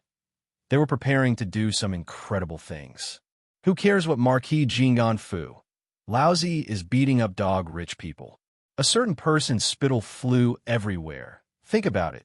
Does this Marquis Fu have asshole deals with Gong Chun's organization, smuggling magic weapons? Is this against the law? It's against the law. They kidnapped Six Fan School's criminal Midway. Isn't that slapping you cops in the face? Is it against the law? It's also against the law, and it also made Lousy bear this injustice. It's simply unbearable. He counted on his fingers, pointing out the crimes of this Marquis Jingon Fu. After the matter was exposed, were they destroying the crime scene yesterday? Did they set up an ambush to kill us? From start to finish, they did not do a single thing, breaking the law first, committing a crime afterwards. If this matter was exposed to the court, they would definitely seize their titles and confiscate their property. Men would go to Okinawa Island. Women would go to the White Room. All of them would be played until their human form collapsed. We did not plan to kill her entire family, nor did we report her using our real names. It's simply like a Buddha in every home. We can't even beat her up, set her on fire, or throw some canned herring. You little girl, you don't know the benefits of repaying kindness and revenge, and you don't know the dangers of the world. AI, I need to teach you some life experience. But Zhang Yinluo was clearly still hesitating, but this was normal. After all, she was an idol that he worshipped for 3 to 4 years. Not mentioning the collapse of his image, he also had to immediately go to her house to smash and rob. He really could not bring himself to do it, could not let go of the burden in his heart. This was very normal. It was human nature. After all, in this world, only a species called die-hard otaku will be able to excitedly take their favorite character's L18 book of abuse without any psychological burden. AI is so disgusting. And at this kind of time, Sun Lang's usefulness was displayed. Ashiba, come, I'll help you sort out this matter. Think about it. You arrested Chinya last night. How big of a political achievement and contribution was that? But you were careless and got robbed. Aren't you cowardly and cowardly? Will your superior use a disappointed expression to look at you? Will your subordinates and colleagues call you trash behind your back? Even the criminal that was in his hands was lost. Connections are just connections. A useless person who came in through the back door. Trash, trash. You must have relied on that pair of despicable tits to get to the top. Blah, blah, blah. Don't you feel angry and angry? All of this was caused by Marquis Jingon Fu. Sun Lang said patiently, in order to wash away this shame, you sent yourself to me. Not only did you lose your startling sword, you also had to endure my verbal violence and the baptism of your 3 views. You learned a lot of new positions that you didn't want to learn at all, but you couldn't do anything about it. Let me ask you, are you angry? Were they angry? Wouldn't he go crazy? Other than that, think about what happened just now. Not only were you scolded by your father and uncles who usually doted on you, you were locked up in the confinement room. When you escaped, you even threw a jar of excrement at their heads, making it difficult for you to return home. If you were caught, you would most likely be beaten to death on the spot. Tell me, whose fault is all of this?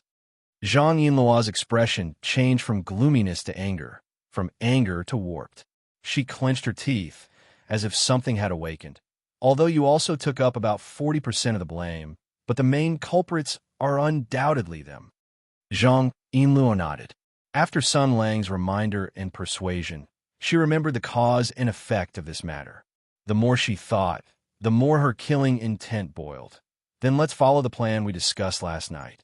We will first go in and confront Miss Zhao. We will force her to hand over Qinyu, then make her honestly explain the cause and effect of this matter. We have Gongchun in our hands, so she won't dare to make a big fuss. We will fiercely teach them a lesson, blackmail them, and then inform Hu Shouxin to take the blame and carry this matter over. Sun Lang clapped his hands. By the way, I also have some personal questions that I would like to ask Miss Zhao. I hope she can give me a satisfactory answer. I'm now more and more interested in the great backing she has.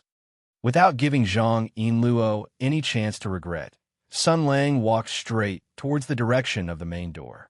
But what was strange was that the House of Marquis had obviously come last night. A living person was forcibly taken away, but the security of the House of Marquis did not increase in the slightest. Sun Lang went up and knocked on the door. He cupped his hands towards the doorman who came to answer the door. This brother, I have a matter to ask to see housekeeper Sue of your house. Please help me pass on a message. As long as it was a doorman of a large house, he would definitely be quick-witted. He was born with a pair of sharp eyes. The doorman who answered the door glanced at Sun Lang and Zhang Yinluo several times. He did not dare to be negligent.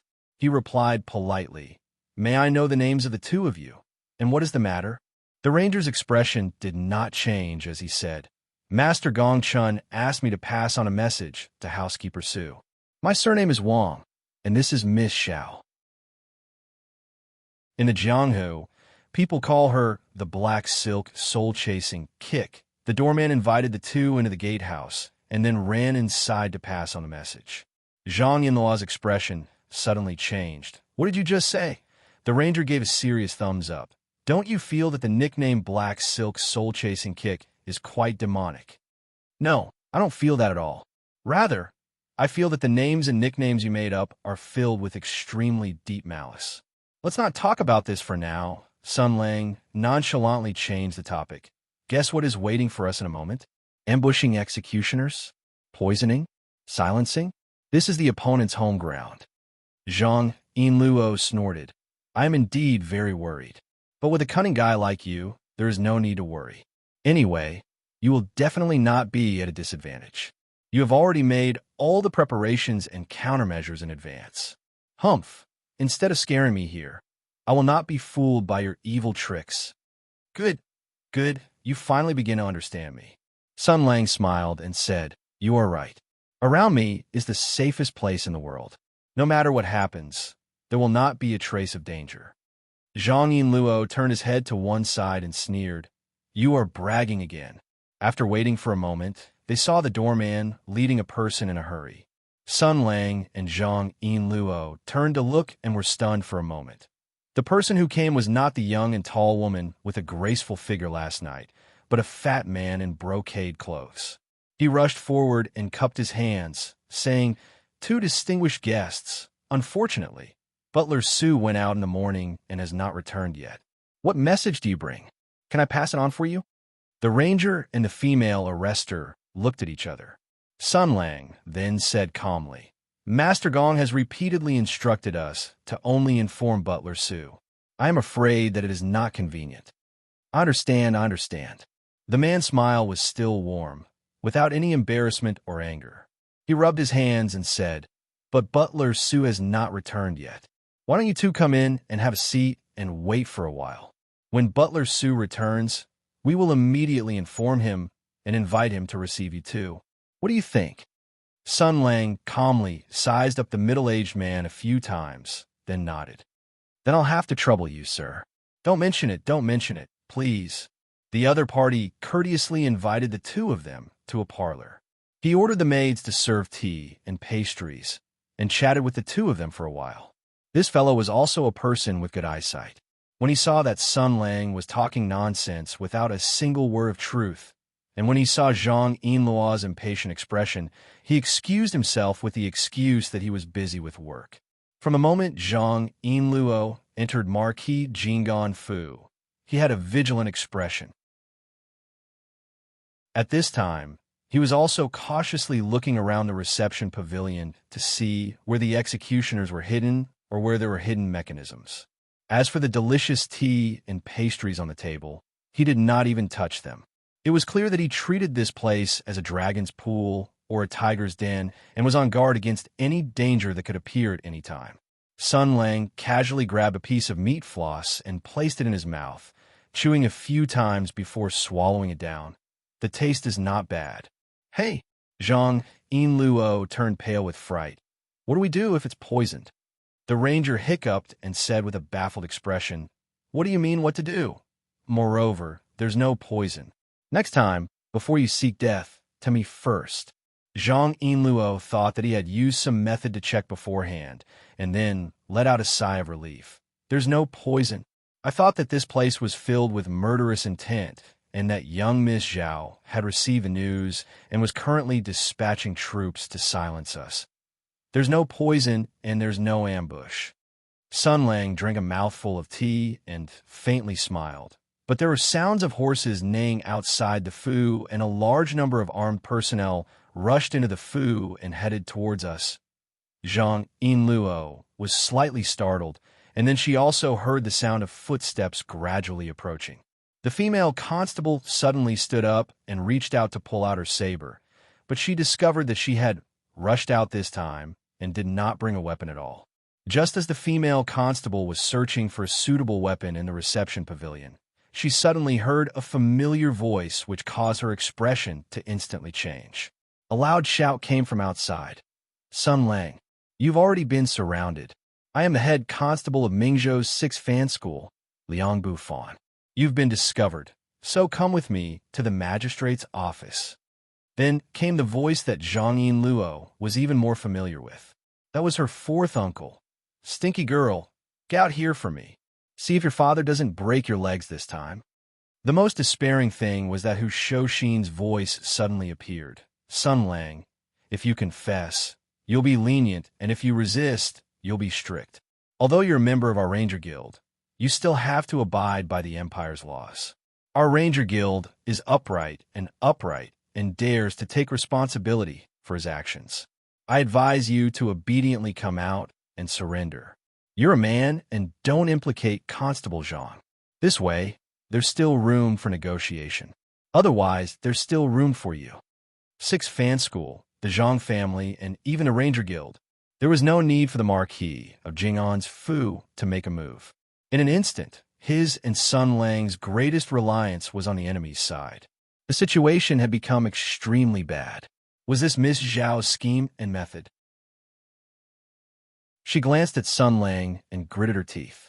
A trace of sternness flashed in her eyes as she stretched out her hand and said, "Canned food." Sun Lang, who was in a daze, almost spat out the tea in his mouth. "Fuck, you're really amazing when you're angry." Zhang Yinluo stomped her foot and said, "What time is it now, and you still have a mind to talk about this? Quickly take it out." Chapter 64. No matter what was said, Zhang Yinluo had asked for it, so how could Sun Lang not comply? The ranger immediately took out 2 cans of herring from his inner pocket and stuffed them into the female constable's hands. This person had been forced to a certain extent and was truly decisive in killing. Not long ago, Zhang Yinluo was still conflicted about whether or not she should directly attack Marquis Jingan Fu and confront her childhood idol, Miss Zhao. Now, she directly took the 2 cans of herring and glared at Sun Lang. "What do we do? I'll throw it out, and you'll use the fire chilin to hit it? Also, take out a few cloud-piercing arrows, or give me some bullets. I'll think of a way to see if I can make an automatic landmine." Hearing the harsh shouts outside, as if the constables outside would launch an attack at any time, Zhang Yinluo was furious. She raised her hand and was about to throw out a biological weapon. Sun Lang's eyes were sharp and his hands were fast. He held her arm and said, Wait, calm down. If you throw it out right now, it'll be at least a 4-star bounty, and it'll be the kind that can't be removed. Do you plan to succeed?" "How could I care so much right now? Although I don't know what method Ms. Zhao used to pull the government, my family, and the Ranger Guild to her side, I know that if they charge in to arrest us, we won't be able to escape. At most, I'll be locked up by my family for a period of time, but what about you? If Hu Huijing can't hold on, can he really protect you?" Zhang Yinluo anxiously said, "Once the initiative is in the other party's hands, then everything will be over. Compared to this, I'm more concerned about other things." Sun Lang casually took out the fire chilin and fired 3 shots into the air. The loud gunshots and the sound of flames exploding passed through the roof, scaring the constables who were planning to climb up the roof and attack from above. The voices outside the door also became much quieter. The ranger rubbed his chin and muttered, "This morning, Hu Shoshin came to find me. At that time, nothing happened. Your family only locked you up and didn't react too strongly. How they get mixed up in the blink of an eye. Besides, the 6th Fan School represents the law enforcement force of the Mingzhou government. Why would they come to arrest me, a ranger?" Zhang Yinluo saw that he was still acting as if nothing had happened and stomped his feet. What's the use of thinking about this now? He's already preparing to break in. Wrong. This is quite useful. In this round, we are slightly inferior. We have to figure out what happened and what method Miss Zhao used to counterattack. Sun Lang snapped his fingers. The solution is simple. Just call Hu Shoshin in and ask him. Zhang Yinluo blinked. How? Sun Lang smiled, then reached out his hand and pulled Zhang Yinluo into his arms. The female arrestor only saw a shadow flash in front of her eyes before a strong arm wrapped around her body and hugged her tightly. The sudden attack made her unable to react for a moment. She heard Sun Lang fire another shot into the air and shout, "Don't move. Constable Zhang is in my hands. Even if I die, I'll have a beautiful girl to accompany me." It was the first time that Zhang Yinluo had been hugged so tightly in a man's arms. A strange feeling arose in her heart. That warm body and broad chest. So this is what it feels like to be hugged. But in the next moment, she realized what was going on. She screamed and began to struggle. "Not bad," Sun Lang said in a low voice. "This is an emergency. Don't move recklessly. Put on an act and deceive them. At the same time, it will also clear your name." Hearing this, Zhang Yinluo stopped struggling and shouted in a low voice, "At least let go of me. It's not like I won't cooperate with you." The ranger said seriously, "The situation is critical now. There will be people spying on us. If we don't put on a good show, what if they see through us? I'm not taking advantage of you." Zhang Yinluo had a nagging feeling that something was wrong, but when the people outside heard her scream, Her fourth uncle was the first to explode. Brat, if you dare to hurt a hair on her head, there will be no place for you in this world. I will catch you and cut you into pieces. Sun Lang laughed strangely. Fourth Master Zhang, right? You're not good at talking. Since we're going to die anyway, why don't you catch a girl as a scapegoat? If you keep talking, I'll have some fun before I die. Then I'll go to the netherworld happily with Miss Zhang and continue to be husband and wife in the netherworld. Ha ha! The female arrestor whispered. You're laughing so disgustingly. Sun Lang rolled his eyes and said, Shut up. Who do you think I'm doing this for? If you have time to complain about me, cry and shout. Leaving aside Fourth Master Zhang, who was seething with anger and stamping with rage, Hu Shouxin's voice rang out at this moment. He was indeed a hero of Tianyuan, the head of the Ranger Society. His shout was like a thunderclap from the ninth heaven, shaking people's minds and causing their eardrums to rumble. Don't make trouble. A man should be upright and not bully a woman. You have to take responsibility for some things you've done. Don't embarrass the Ranger Guild.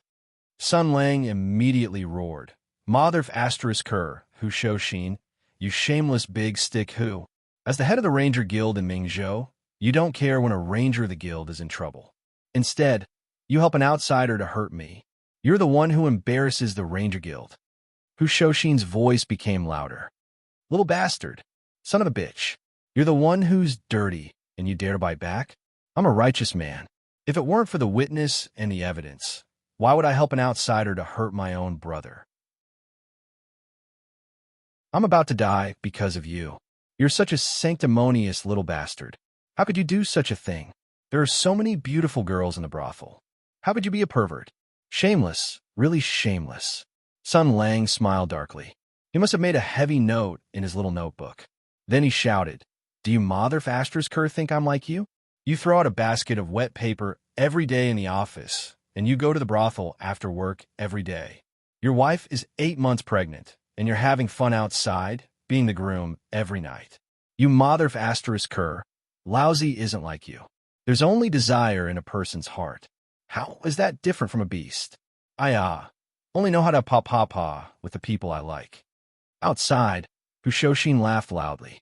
Hearing the laughter, it sounded like he was laughing out of anger. He said sternly, You still won't admit it? This morning, not long ago, a girl called Qinyu accompanied by Steward Su of Marquis Jinggan Fu went to Mingzhou's Yamen to sound the drums and complain. That Miss Qin claimed that she was kidnapped by you the night before and was forced by you in every possible way. She was humiliated 1,000 times. There are witnesses and evidence, so what else do you have to say? Qinyu? Steward Su? Accompanied? Sun Lang and Zhang Yinluo looked at each other and saw the shock in each other's eyes. Zhang Yinluo angrily said, They actually made false accusations. Last night, when Gong Chun and Steward Su had a secret conversation, they said that they kidnapped Qinyu to get a secret from her mouth. Thinking about it, Qinyu should have refused to yield, so why did she run to the Yamen to make false accusations against you? It hasn't even been a night, so what exactly happened? The Wanderer nodded. This should be the crux of the problem. But what makes me gratified is that after you heard this matter, your first reaction was not, so this stinky thief was lying to me all along, but Marquis Jinggan Fu actually made false accusations. I'm very happy. Should I thank you for your trust? Zhang Yinluo's face turned red, and he snorted. This kind of matter can be figured out with just a little analysis. I'm not that kind of brainless person. Sun Lang smiled and nodded, but he did not continue to pursue the matter. This matter should be dealt with slowly and should not be overly hasty. Should not be overly hasty. The female constable did not know why, but she was slightly flustered and asked in a low voice, And then what should we do? Naturally, continue to blacken the beard and keep his word. Sun Lang replied in a low voice and then raised his voice. Hey, Lousy will randomly find a stubborn scoundrel on the street and give him a large sum of money to have him go to the Yamen to make a fuss. He will say that you, big stick who, took a liking to his manhood and secretly kidnapped him. You will play with him in every possible way, humiliate him in every possible way, cripple his chrysanthemum, and destroy his joystick. There will be witnesses and evidence, so what the fuck do you have to say? Chapter 65.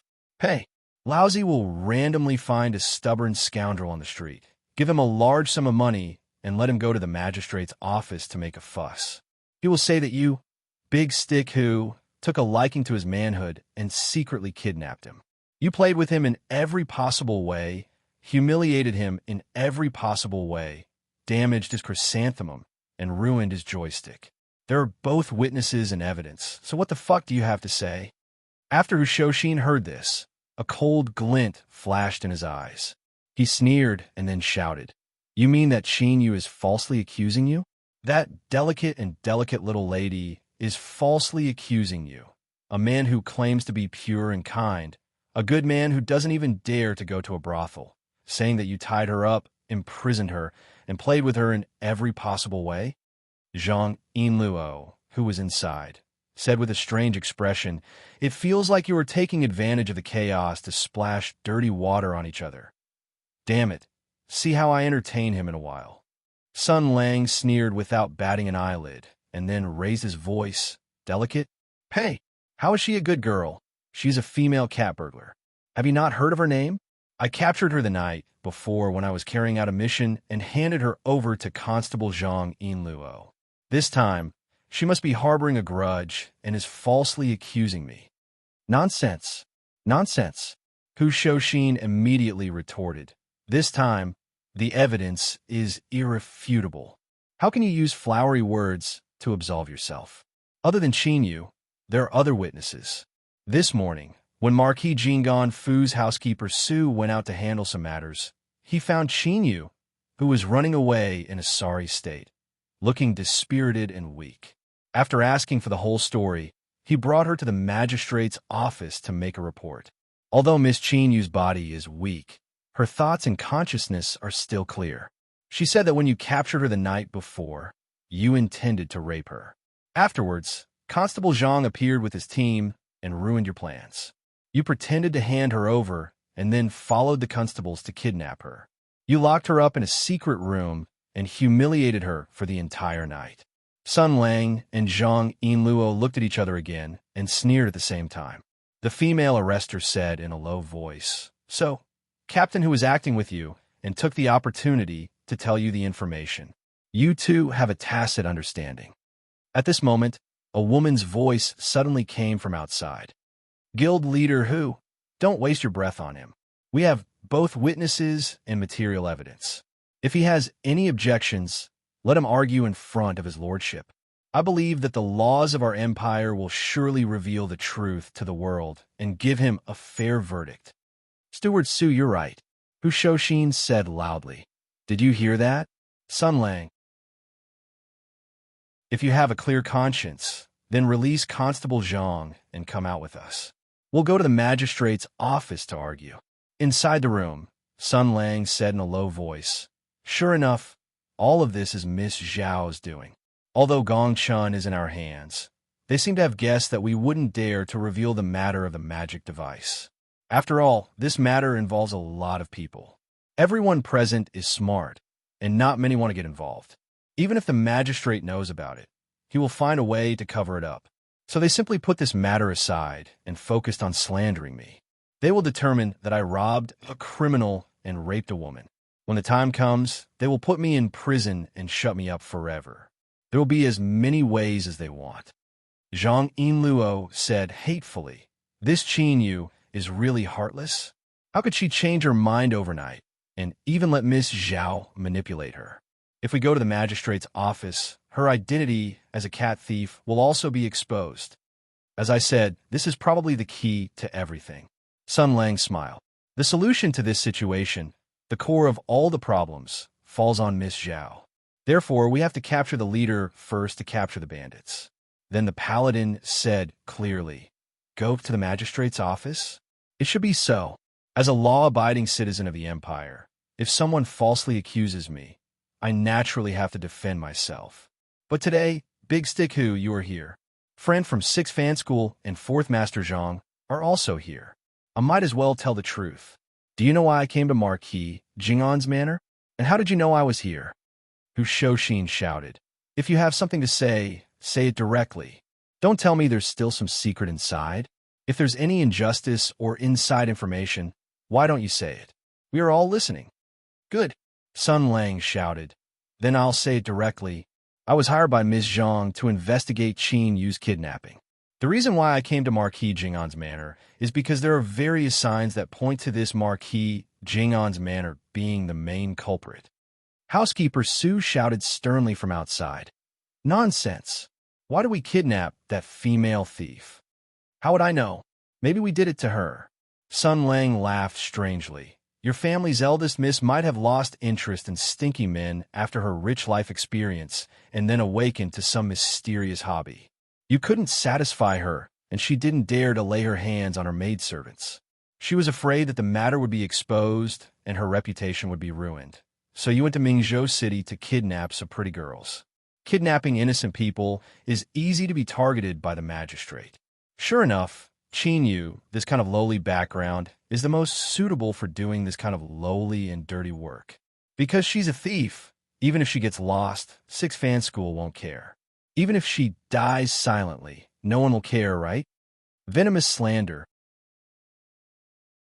Housekeeper Su shouted angrily.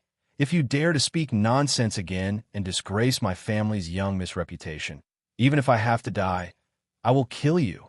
What, are you flustered? Who was it that went around destroying the scene yesterday? Who was it that set up a trap and wanted to kill me? Sun Lang said sternly, you think no one will care about the life and death of a thief, but I care. No matter how lowly, vile, and incorrigible she is, it's not a reason for you to humiliate and destroy her as you wish. Even if she's a thief who has done bad things, she's still a precious human life. She was kidnapped by you and brought to a gloomy and cold room. She struggled and cried helplessly, praying that there really is a hero in this world. If that's what she prayed for, then I will respond to her cry for help. Even if the enemy is the entire house of Marquis, I won't be afraid at all. His voice was dignified, and it contained an unshakable will. His firm words and strong conviction infected almost everyone present, except for Constable Zhang. Zhang Yinluo said expressionlessly, it's the second time. Nonsense. Housekeeper Su shouted, Qin Yu is accusing you. You're still twisting the truth. How laughable. A person's heart is fickle and easily submissive. I don't blame her. Sun Lang said loudly, being threatened by you, being tortured by you, and even being F***ed by your eldest miss, and being brainwashed due to mental disorder, all of this is possible. Hu Shoshin suddenly shouted, Sun Lang, you're so confident. Do you have any evidence? Sun Lang said decisively, of course I do, and it's irrefutable evidence. As long as Miss Zhao comes with us to the Yamen of Mingzhou, we can debate it. I'll show the evidence, and the truth will be revealed. Hu Shoshin muttered to himself and seemed to be tempted, but Housekeeper Su immediately said, no. How can my eldest miss show her face in public and be interrogated in front of the Yamen? If a random person comes to the Yamen and beats the drum to complain about my eldest miss, will she go to the Yamen every day? I'll go on her behalf. What evidence do you have? What do you want to debate? I'll answer on her behalf. No, the one being sued is your eldest miss. Sun Lang said with a smile. Could it be that you have a guilty conscience? Hu Shoshin said awkwardly.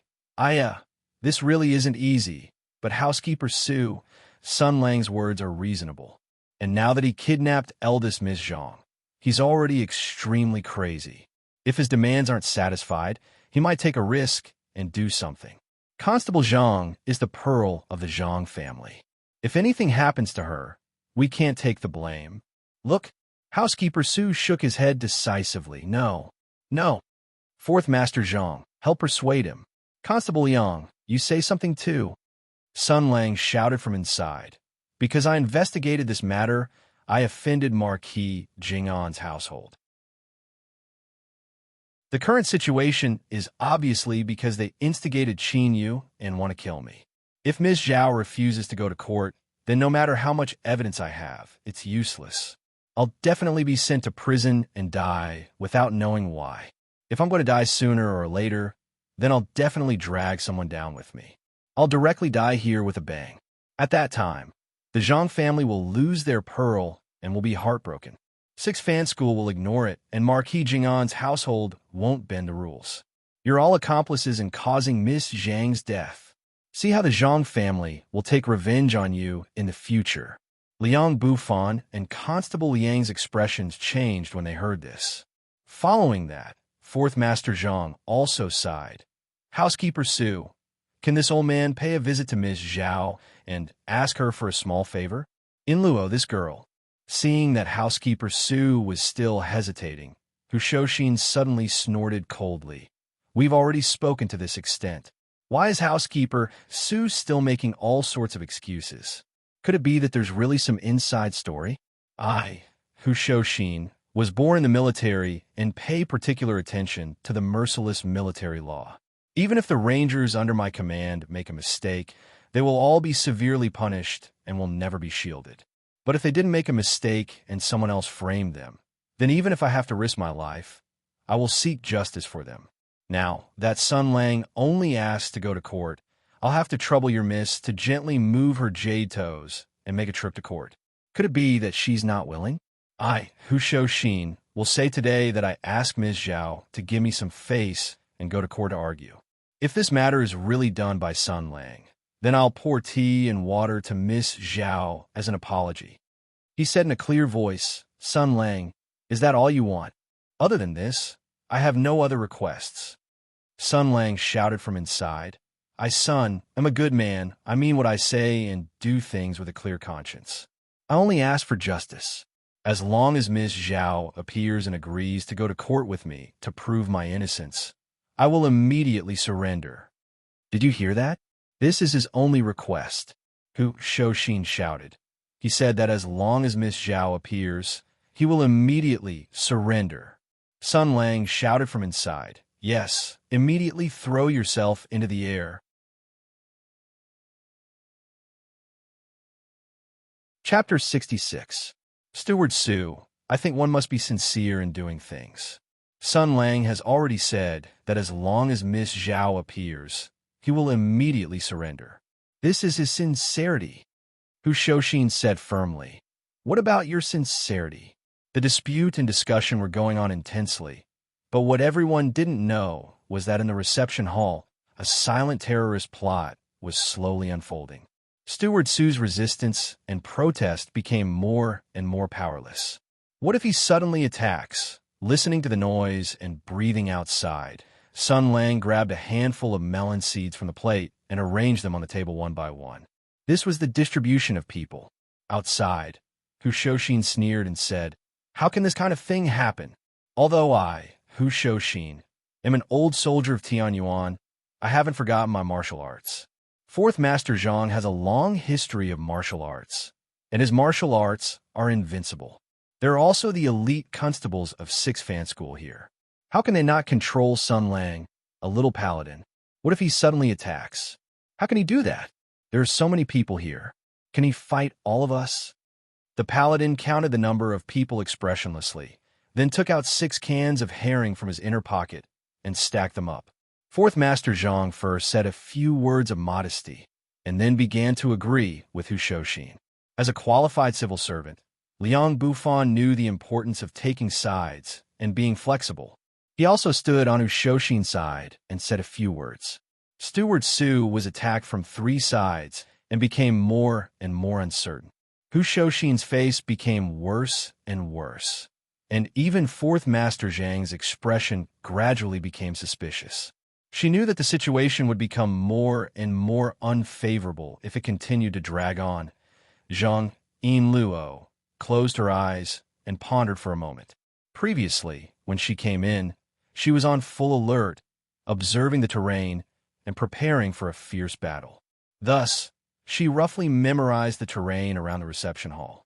Thus, she stretched out her hand and exerted force with her fingertips, carving marks on the table, marking the various terrains. Sun Lang silently gave her a thumbs up. The girl smiled knowingly. Su Qingwan sighed and said helplessly, I have to ask Miss Zhao. I can't make the decision on this matter. Hu Shouxin immediately shouted, Sun Lang. Steward Su has gone to invite Miss Zhao. Release Constable Zhang now and come out to surrender. Sun Lang laughed strangely and said, Why are you in such a hurry? Let housekeeper Su bring Miss Zhao here. I don't trust you. What if you're lying to me? Before Su Qingwan could flare up, Hu Shouxin said with a silly smile, What this little bastard said makes sense. Butler Su, just invite Miss Zhao over this time. Don't worry, this is the last time. If he dares to raise other conditions, he must be up to no good. I will directly use the Imperial Army to kill him. Under the thunder bow. He won't have the chance to pull the trigger. Hearing the conversation outside, Sun Lang and Zhang Yinluo looked at each other and smiled. For some reason, the female arrestor felt a little excited. Unlike the previous time, this time she took the initiative to participate. Although she had no choice, there was still a little excitement like a good child doing bad things, which made her heart beat wildly. However, the corners of her mouth could not help but curve into a faint smile. Sun Lang whispered, Listen, just like how we captured Zhang Jinyuan yesterday. First, create chaos, then take advantage of the chaos to kidnap Miss Zhao. Then, let her speak and force her to admit defeat. Zhang Yinluo hesitated and said, Let Miss Zhao admit defeat? It's easier said than done. Since she is so decisive, she won't compromise, let alone admit to some things, especially regarding the magic tool. Once she tells us the whereabouts of the magic tool, it means that her life will be in our hands. How could that be? The ranger smiled deeply and said, Don't worry, I have a way. Although I don't like to use this ability, Miss Zhao has gone a little too far this time. She has to pay the price for her actions and lose something. You'd better have a sense of propriety. I want to tell you this, but forget it this time. In fact, you have always had a sense of propriety. Zhang Yinluo sighed and said, I hope everything goes well. Everything will go well because I'm here. Sun Lang gave a thumbs up and said, I said that no matter what, I will stand by your side. No matter what kind of enemy we face, I will fight with you. In the current situation, Miss Zhao has a considerable amount of initiative. We can't fight with her in the battlefield she has drawn. We have to use a surprise strategy and catch the ringleader first.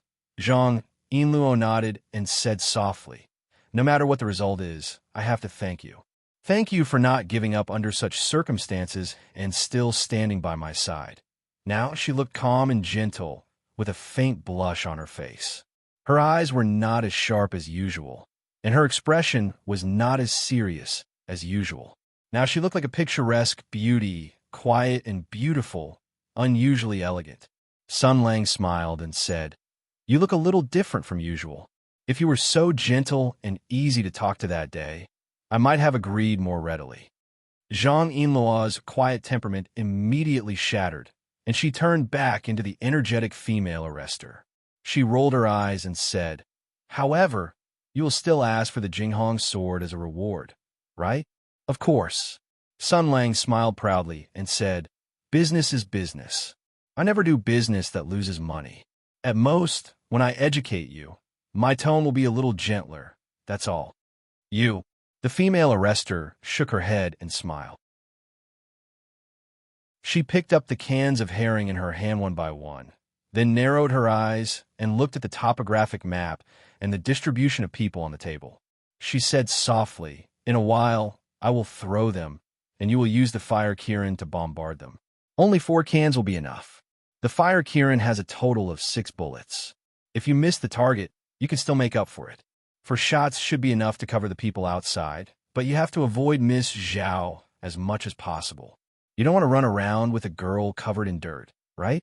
Also, if she's clean, she'll be more afraid of the canned herring. But if she's already been splashed all over, the effect will be greatly reduced. Because she's already stained with that stuff, there's nothing to be afraid of anymore. No. I don't intend to use the canned herring to threaten her. You misunderstood me. I have a more effective and punitive measure. It will only take a few minutes at most to make her instinctively answer all the questions I want to know.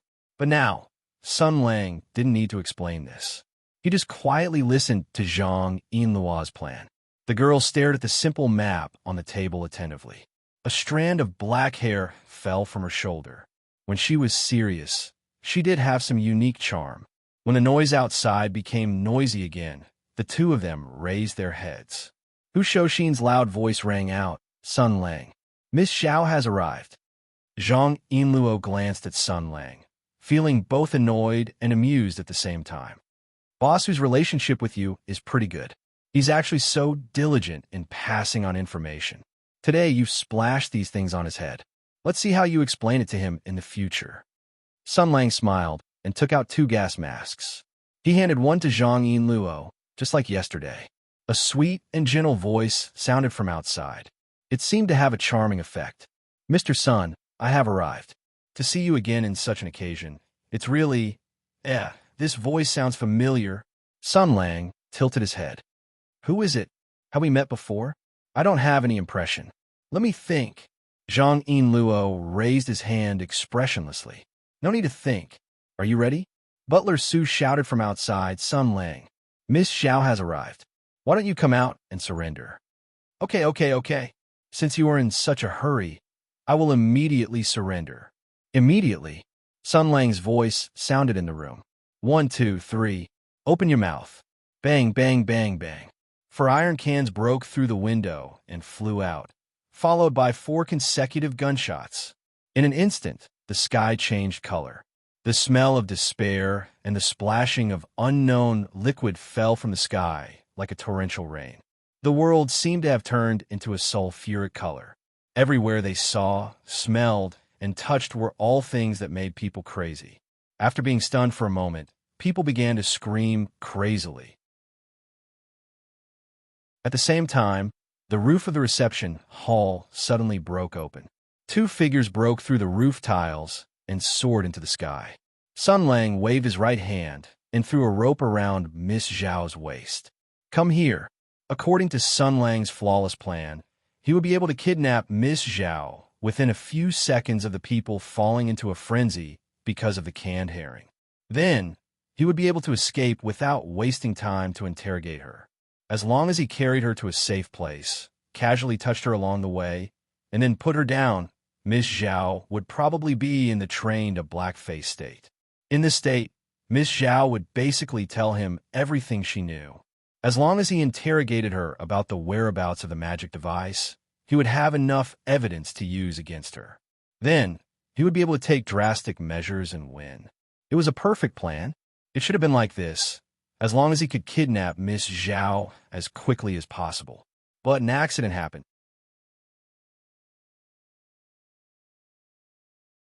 Chapter 67. Since ancient times, myths and legends had said that there were 18 levels of hell. But seeing it with one's own eyes was one thing, and myths and legends were another. Moreover, there were no audio and video products in ancient times. Due to the limitations of their horizons and the lack of imagination of ancient writers, no one had any real and shocking knowledge of the 18 levels of hell in myths and legends until today. Legend had it that among the 18 levels of hell, there was a level of hell called Hell of Boiling Shit, Ashiba. Just by looking at the name, one could tell that this was a hell with a lot of flavor. And these friends who were hit by the skill would definitely have a more direct understanding of this legendary level of hell. They would definitely have a deeper understanding of the fate of life and death, of good and evil karma. Thus, their hearts would always be filled with reverence, and then they would become good people who were useful to society. Amiba, this was really a good deed. Amidst everyone's frenzied dancing and crazed shouts, Sun Lang and Zhang Yinluo broke out from the roof. The wanderer threw out a lasso, wrapping it around Miss Zhao's waist. At this moment, the two people's eyes met. Only then did Sun Lang clearly see the appearance of the marquis of Jing'an's orphan daughter with picturesque features. Wasn't this that rich dog he saw in front of the temple that day? F***CK. I really do have discerning eyes. I can tell with one glance that they aren't good people. Come over here. Sun Lang pulled forcefully. Looking at the other party's shocked and panicked eyes, he laughed coldly in his heart. Today, I will make you feel as if your body has been completely hollowed out. But in the next moment, the ranger's heart was greatly alarmed. He subconsciously looked at Hu Shou-shin, and this Tianyuan military general also suddenly raised his head, instinctive vigilance and disbelief flashing through his eyes. The two war heroes were alarmed at almost the same time. This was an instinct they had honed through endless slaughter in the Tianyuan War. Extraterritorial sky demon. At the same time, Miss Zhao, who was bound by the lasso, let out a scream. "Save me!"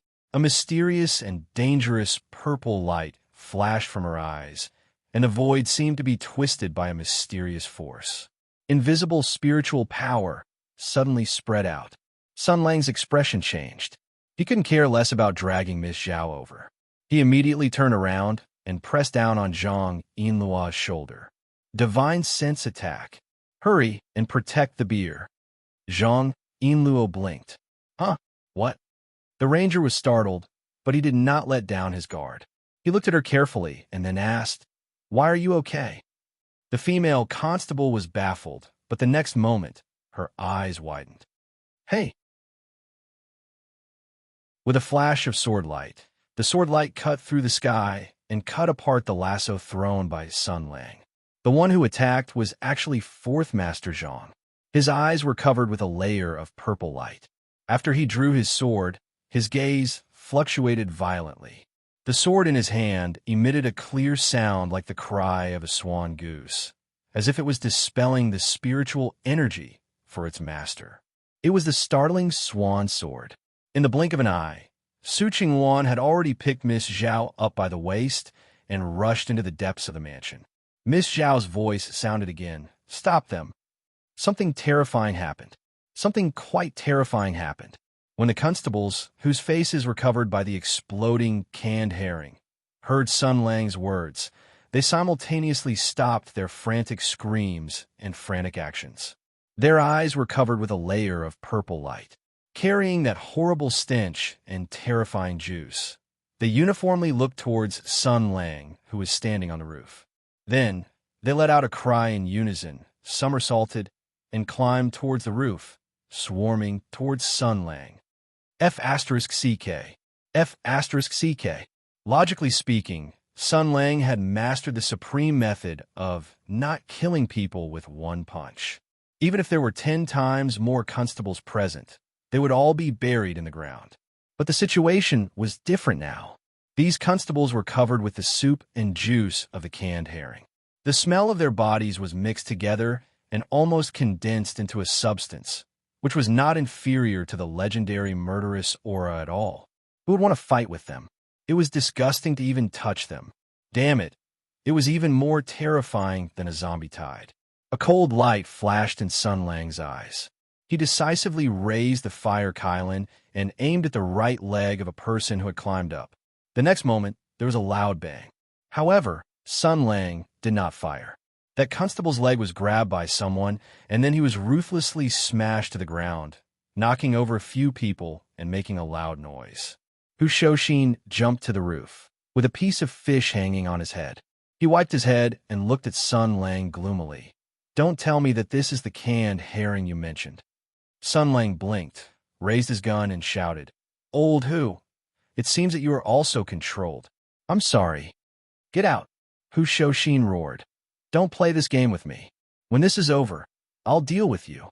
Controlling people's thoughts and charming people, this kind of divine sense attack is not something an ordinary magic tool can do. It seems that Miss Zhao is in trouble. You go and chase after her. I'll deal with it here and stop everything before it becomes irreversible.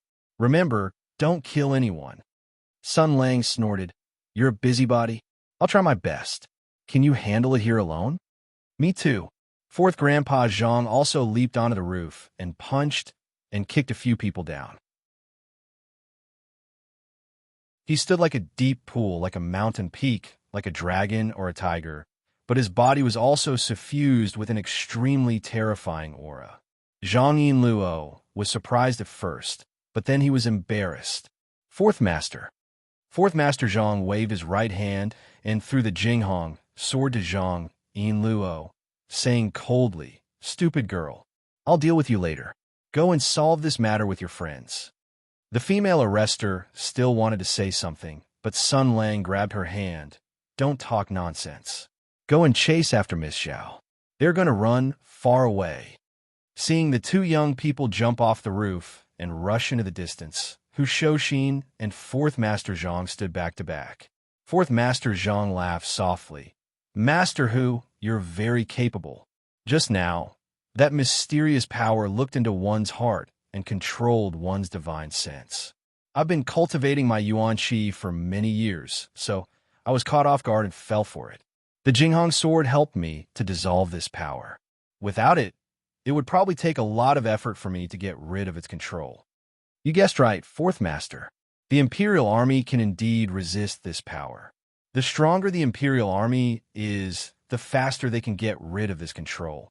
The Thunderbow string is originally much stronger than the Jinghong sword. I've been fighting in the Tianyuan battlefield for many years, so I have my own understanding of how to resist this kind of power. The sound of thunder and lightning faintly came from Hu Shouxin's body. For the Imperial Army, this power was strange, but it was nothing.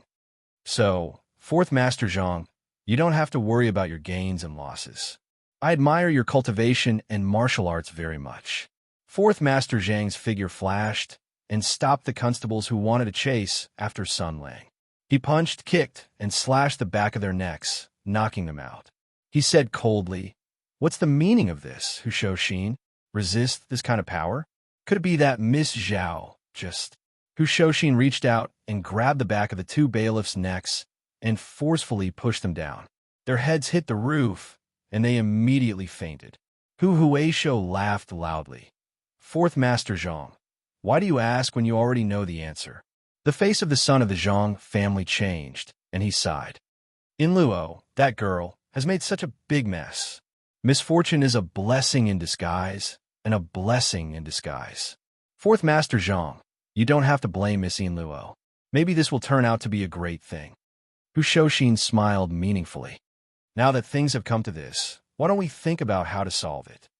I really admire Hu Shouxin. He stinks and looks like he's in a mess, but he can still say something like that. Fourth Master Zhang could smell the stench rushing straight to his Bai Wei acupoint every time he breathed. He gritted his teeth and said, "Where did that girl Yin Luo learn this kind of bad taste? Look at the style of those things. Is it the canned food produced by the Western continent? She must have learned it when she was studying abroad in the Lihua country. That girl didn't learn good things when she went abroad. I must teach her a good lesson." Hu Shouxin smiled. "I was born in the military. This stench is nothing compared to the rotten corpses and blood on the battlefield. But why is Fourth Master Zhang so calm?" The corner of Fourth Master Zhang's eyes twitched. He seemed to recall the unbearable past this morning. He sighed softly. "This is a long story. Then let's talk about it after the fight." Hu Shouxin swept his legs and knocked back a few more people. He laughed and said, "Fourth Master Zhang, you must have been entrusted and ordered by your father to come here this time. In addition to Miss Zhao's matter, I think we have a lot of things to discuss. You also seem to have a lot of things to ask." "Well said." Fourth Master Zhang snorted coldly. "Today, we put Yin Luo in confinement. Nominally, it was a punishment, but in fact, it was to protect her. The guards sent to watch over her were elites of the family with extremely high martial arts. However, they were all knocked unconscious by a mysterious ranger and didn't even have time to react. In addition, the door of the confinement room was made of stainless steel, and the lock was integrated with the door. It was a delicate and exquisite thousand-trick lock. Even the most brilliant locksmith would need at least an hour to pry it open, but it was pushed open by someone casually. After that, we used a divine weapon to cut open the core of the lock and found that the inside was already a mess. It was as if someone had smashed it with a sledgehammer, but there was no trace of damage on the door. Guild leader Hu, when did such a person appear in the Ranger Guild?" Hu Shouxin laughed and said, "Fourth Master Zhang, it's not an exaggeration to tell you that if you don't want your Zhang family and Mingzhou to be wiped out, you'd better pretend to be confused. Didn't your father send you here for this?" Fourth Master Zhang snorted and didn't say anything else. However, The doubts in his heart grew stronger and stronger. Moreover, he also noticed one thing. Just now, Miss Zhao used that mysterious power to control almost everyone present. Even with his own skills and the protection of the Jinghong sword, he was caught off guard and fell into the trap. He cut off Sun Lang's rope and helped Miss Zhao out of the predicament. As for Hu Shouxin, he had the Imperial Army's formation breaker and was also a general of Tianyuan. Although he was attacked by the divine sense, he wasn't controlled and broke free in a short time. He even knocked out the most dangerous person, Liang Bufan, while he was at it. He was a well-known, fierce general in the army, and the Thunderbow was even more famous in the Imperial Army. It wasn't surprising for him to be able to do this, but even Hu Shouxin was delayed by this divine sense attack for a few breaths. Why did that ranger seem to be completely fine?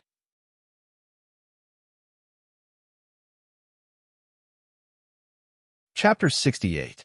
Amidst the chaos, Su Qingwan carried Miss Zhao and fled without a trace.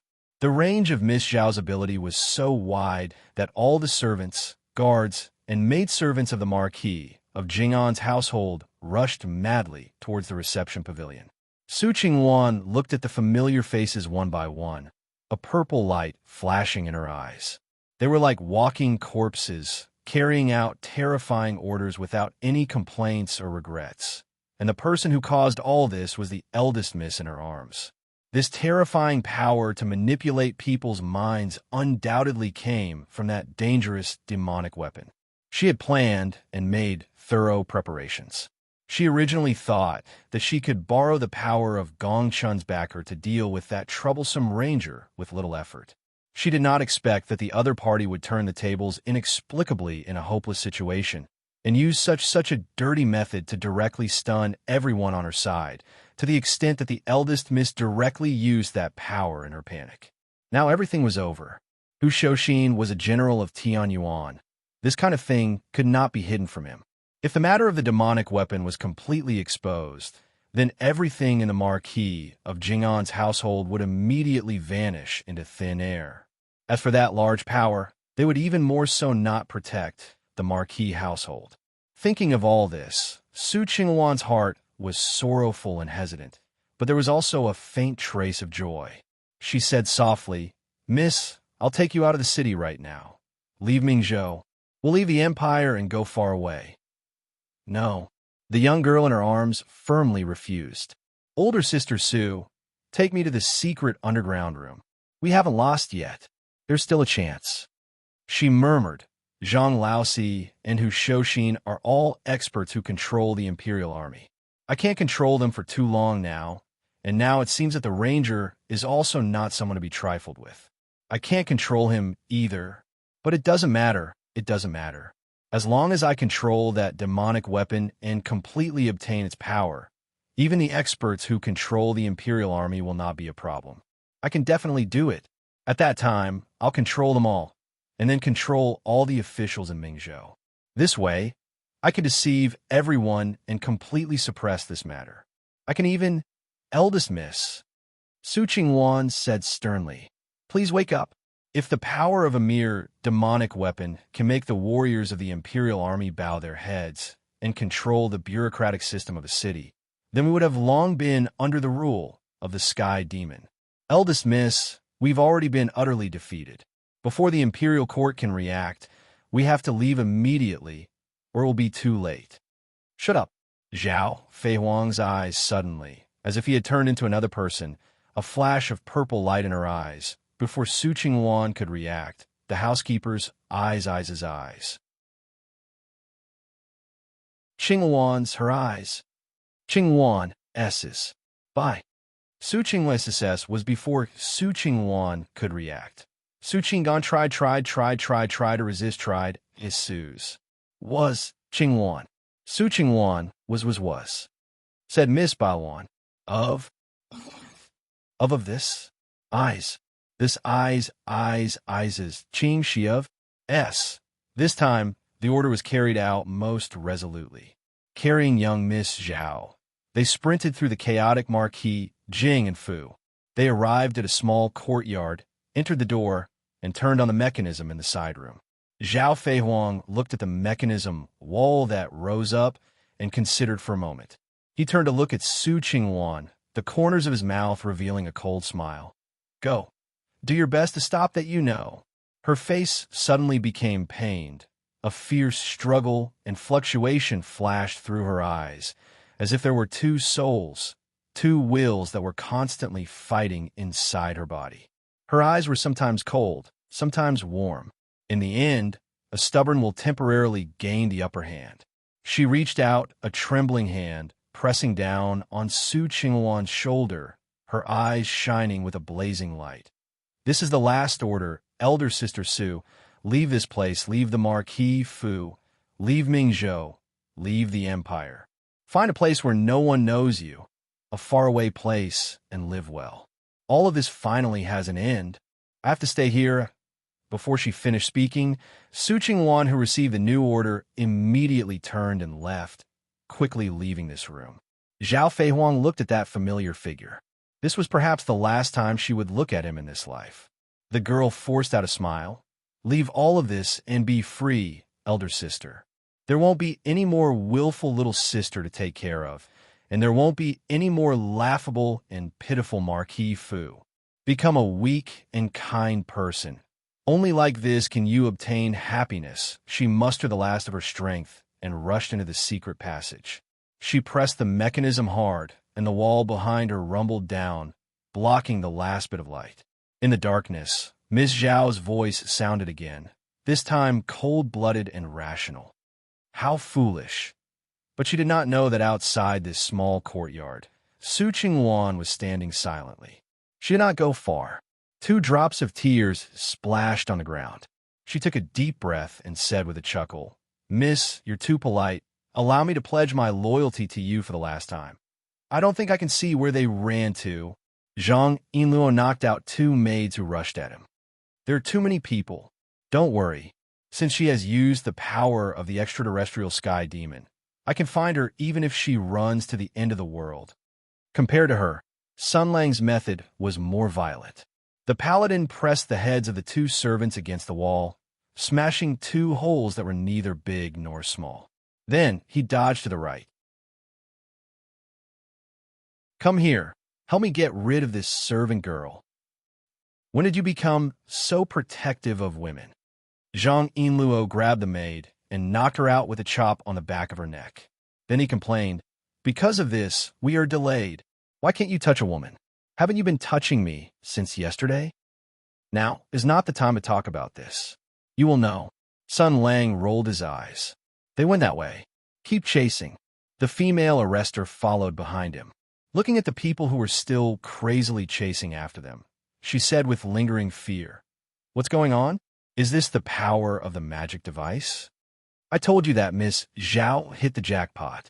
Sun Lang snorted. Do you remember the classification of magic devices that I told you before? There are 4 levels of junk. The structure of the human body is different from that of the extraterrestrial sky demon. The magic devices that are suitable for the extraterrestrial sky demon can't be used by humans at will. If you want to use a magic device, you have to go through a long period of special training and have a strong mental strength. Zhang Yinluo said doubtfully, but Miss Zhao doesn't seem to know martial arts. That's the crux of the problem. Sun Lang sneered. Although a weakling who doesn't know martial arts and doesn't have a strong mental strength can't use a magic device, there are still exceptions. If the magic device has its own intelligence, then the device spirit can play a supporting role. It can guide and cooperate with the user to use the magic device. The premise is that it is willing to. Then the question is, why would a device spirit from the extraterrestrial sky demon camp be willing to help a human who is its mortal enemy? That's why I said that Miss Zhao hit the jackpot. Zhang Yinluo was shocked. You mean that the device spirit wants to use Miss Zhao to achieve some unspeakable goal? Then we should stop her. But how do you know all this? Sun Lang smiled proudly. That's because you've been through hundreds of battles, right? Zhang Yinluo mumbled. If you don't want to say it, then don't say it. Next time, can't you say something else? You're so insincere all day long. The ranger smiled faintly. Okay, I'll seriously fool you next time. Zhang Yinluo rolled his eyes. The two of them quickened their pace and continued to track down Zhao Fei Huang and her servant. They seemed to have entered the courtyard over there. It's probably a secret room or something like that. Sun Lang pointed at a building not far away. At the same time, Zhang Yinluo also turned his head. They heard the whistling of the wind, the flickering of silver light, and a heavy voice. An armored warrior descended from the sky and blocked in front of the two of them. You'll have to pass through me first. This armored warrior was actually wearing a full set of Western armor and held an iron spear in her hand. That hard armor covered her entire body. Although the heavy armor covered her graceful curves, her voice still came out from the helmet, revealing her gender and identity. It was Housekeeper Su of Marquis Jingon Manor. Sun Lang looked at her tight armor, and the corner of his eye twitched. Zhang Yinluo was bewildered. Although the defense of this armor is good, it's a bit cumbersome. This isn't a battle formation charging in, so why is she wearing this heavy armor that restricts movement? The ranger turned his head nonchalantly. How the F***K would I know? Shameless pervert. Housekeeper Su said hatefully, You don't know? Today I'm wearing armor, and took the antidote to clear heat and calm down beforehand. Let's see how you will use that kind of shameless method to deal with me. Zhang Yinluo's voice inadvertently rose an octave. Shameless method? Sun Lang angrily said, Nonsense. Nonsense. How can you accuse someone without any basis? Why don't you tell me, what kind of shameless method did I use? Shameless. Housekeeper Su scolded. In short, as long as I still have a breath, I won't allow you to harm a single hair on eldest Miss Head. Today, I'm wearing this heavy armor and want to compete with you using real swords and real spears. Marquis Jingon Manor has also been on the battlefield. Today, I want you to experience Zhao family spear techniques. As soon as his voice fell, Sun Lang suddenly pulled out the fire qilin and threw a shot to the side. With a boom, the spear, which contained the power of fire, directly broke apart a nearby pillar, causing wood chips to swirl in the air and sparks to fly in all directions. Then, he blew off the smoke from the muzzle and beckoned to Steward Su. Come.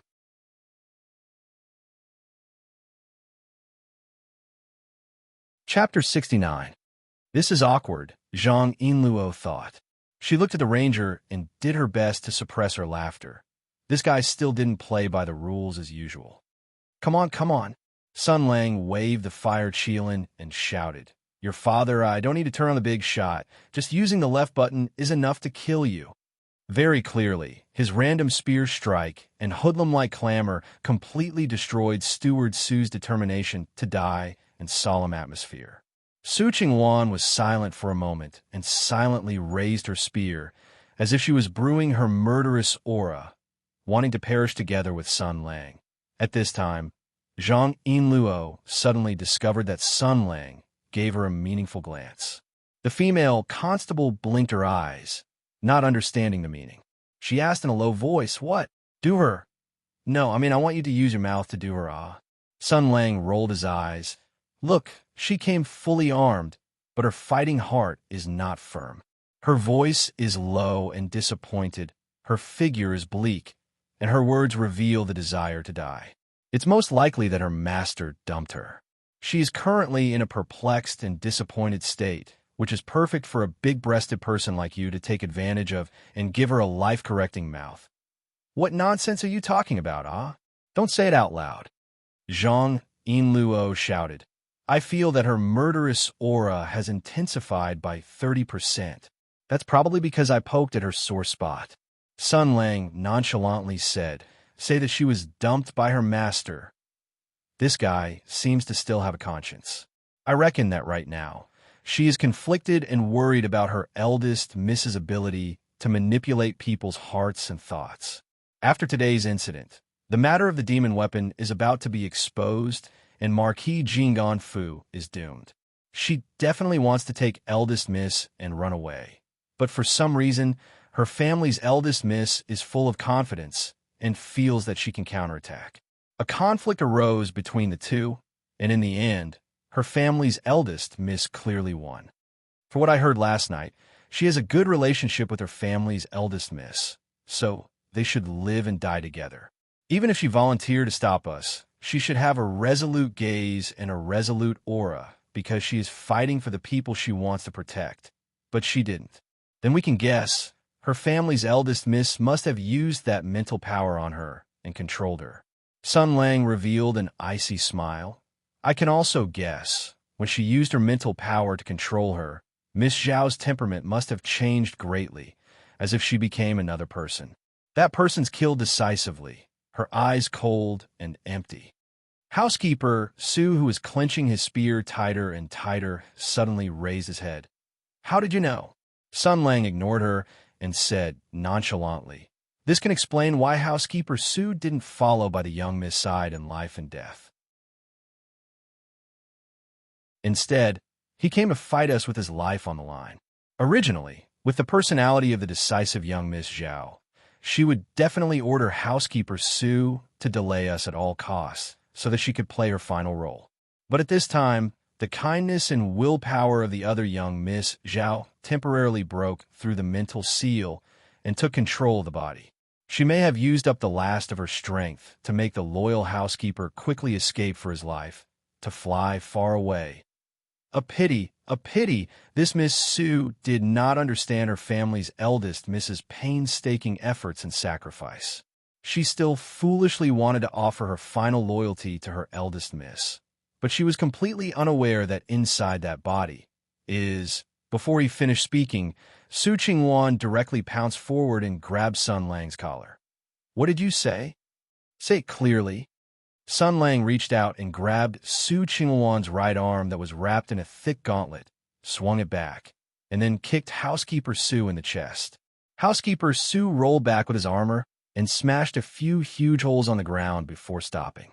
The ranger shook his hand, and Sun Ran said, Damn it, stay away from me. Don't touch me. The fire Qilin was constantly hovering in his left hand. The ranger walked straight over and sneered. It seems that I guessed it right. It seems that your eldest Miss has really won the biggest prize. Friend, when you looked at the demon vessel you saw in your house, did you feel dizzy and uncomfortable? That's because there was a spiritual force that was constantly eroding your heart's defense, but it was blocked by your cultivation.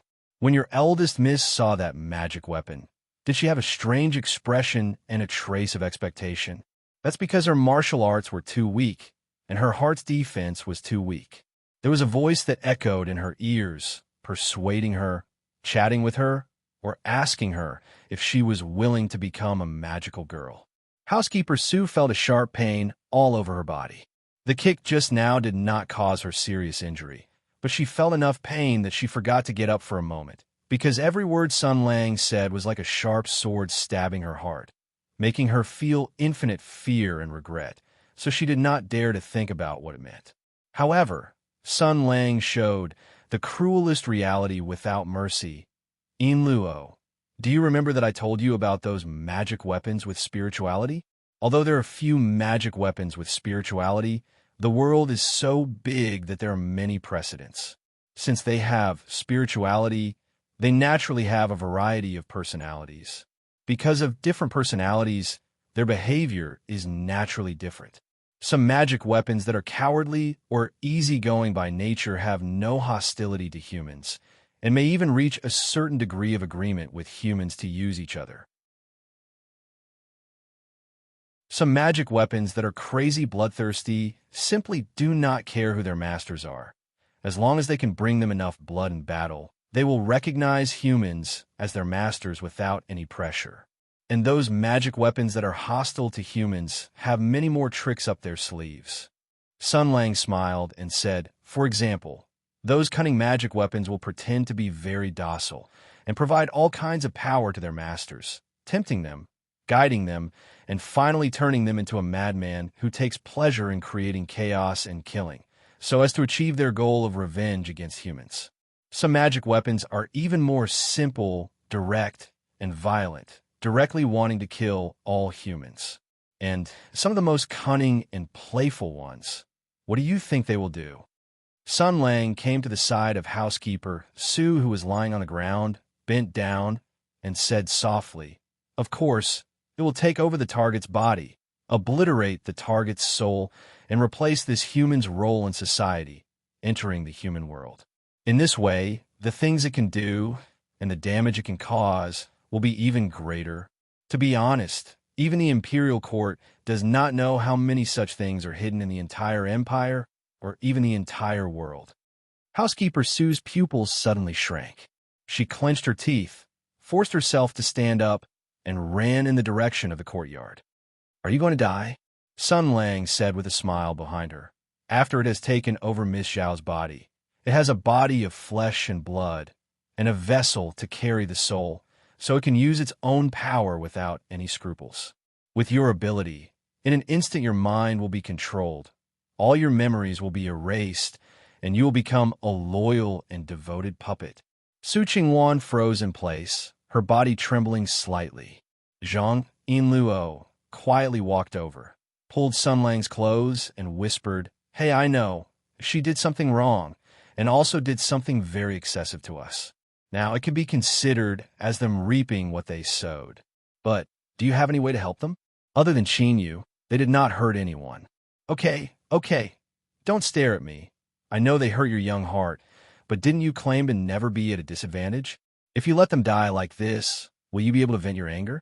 Obviously, letting them live, then punishing them and making them compensate for our losses would be more interesting, don't you think, right? Sun Lang cast a sidelong glance at her. "I always feel that you seem to have mastered a special skill to talk to me." With a chuckle, Zhang Yinluo asked in a low voice, "So, is there any way? Since you know so much about magic tools, you naturally know how to save them." Sun Lang rolled his eyes at her. The artifact spirit of a magic tool is usually difficult to destroy. Their weakest moment is actually after they possess a body. Once they have a physical body, they will naturally become stronger and more free, but this human body will also become their prison. So, as long as the artifact spirit succeeds in possessing a body, I will be able to kill this troublesome artifact spirit with a single shot of my spear. So, why do I have to go and stop the artifact spirit? Housekeeper Sue's body suddenly trembled. She was silent for a moment, then took large strides in front of Sun Lang and knelt down without hesitation. But midway, the ranger reached out and pushed her shoulder, and a force made her stumble back, sitting on the ground. "Don't kneel," Sun Lang said softly. "You are not worthy. As long as you can save eldest miss." Su Qingwan said resolutely, "My body, my soul, my everything, and everything that the Marquis of Jing'an Fu can provide." Sun Lang nodded. "Marquis of Jing'an Fu, right? Maybe there really is a place where I can use you. Also, I want your eldest miss to answer some of my questions. That's it, you all stand guard outside." Saying so, he pointed at Zhang Yinluo. "Oh, remember, you owe me another condition." Zhang Yinluo blinked, saying in confusion, "How did it involve me?" "It's because you wanted me to do this troublesome thing, and I also agreed because you pleaded for leniency. You can't just move your lips and make me do this and that. Did you forget what I told you before? There's a price to pay for doing good deeds." Sun Lang raised his gun. "You don't agree, right? Then I will directly go in." All right, I agree," Zhang Yinluo shouted. She stomped her feet, muttering, "So petty. Forget it. I already owe you enough." Su Qingwan's mood was somewhat downcast.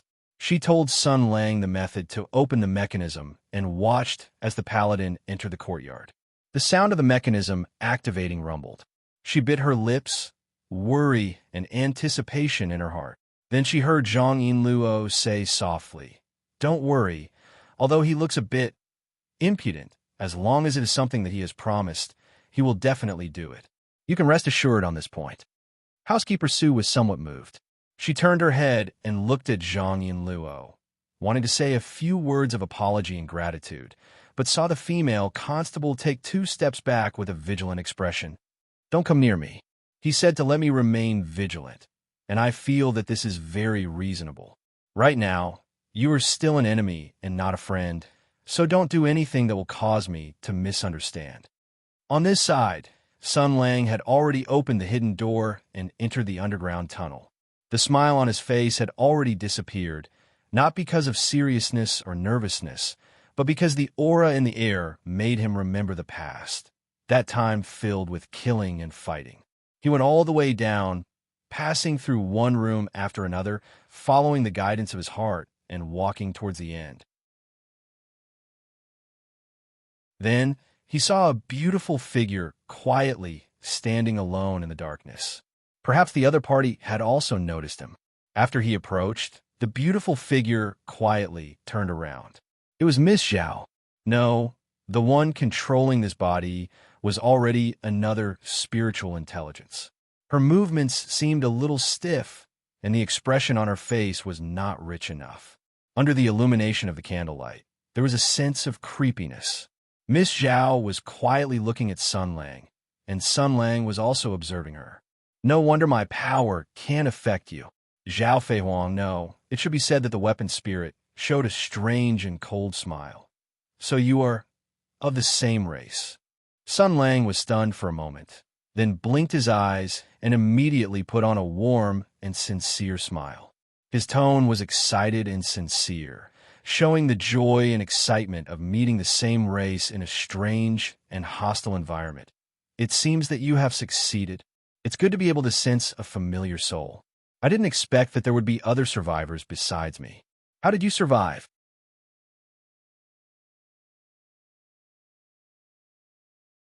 Chapter 70. It seems that you have succeeded. It's good to be able to sense a familiar soul. I didn't expect that there would be other survivors besides me. How did you survive? Perhaps the weapon spirit had just succeeded in taking over the body. Not only had she not fully adapted to her new body, but her mind was also in a state of confusion. As a result, she was fooled by Sun Yunqing's impeccable acting skills. She hesitated for a moment, and her eyes flashed with memories and pain. I don't know. I remember that I was originally a field researcher in the 3rd Legion of the Eshin Theater of Operations. We lost a battle, and I died on the spot. Sun Lang nodded. Eshin Theater of Operations. I remember that the commander of the 3rd Legion was General Harder. His flowing cloud-like thorn was invincible. I had a deep impression of his bravery. Sun Lang spoke of the details of the war without delay, and the remaining doubts in the weapon spirit's heart were further dispelled. She said happily, "You also know General Harder?" The ranger smiled. "Yes, an old friend. Our friendship is very deep." The artifact spirit did not doubt him and continued, "I originally thought that my soul would return to the embrace of nothingness, but in the endless darkness, I suddenly woke up one day and discovered that my soul had actually attached itself to the saint artifact that I had used in my previous life. I had actually become an artifact spirit. I racked my brains for a long time, but I still did not know what was going on. I was already dead, so why?" Sun Lang's expression changed slightly, and he whispered, "When? Do you remember when happened?" The weapon spirit smiled bitterly. "I lost my original body and attached myself to the sacred weapon. How could I still have the concept of time? But later, I was found by this group of human beings. Through communicating with them and beating around the bush, as well as my previous observations and records, I judged that the time of my incarnation and reawakening was about 2 years ago." Her expression suddenly became ferocious, full of hatred and killing intent, as well as endless fury. That is, when we completely failed. At that time, I felt a huge spiritual power awaken me. I could sense the things contained in this spiritual power: countless bravery, sacrifice, anger, and unwillingness. I seemed to see the last elite warriors of the clan gathered together, united, gathered their strength, and launched the final attack on the enemy, and then bravely died in battle until the last person. Their sacrifice and death released a spiritual storm that swept every corner of the planet. Sun Lang lowered his eyes to hide the violent fluctuations in his eyes. He asked as if nothing had happened, "And then you met Miss Zhao?" "Yes, this humble soul.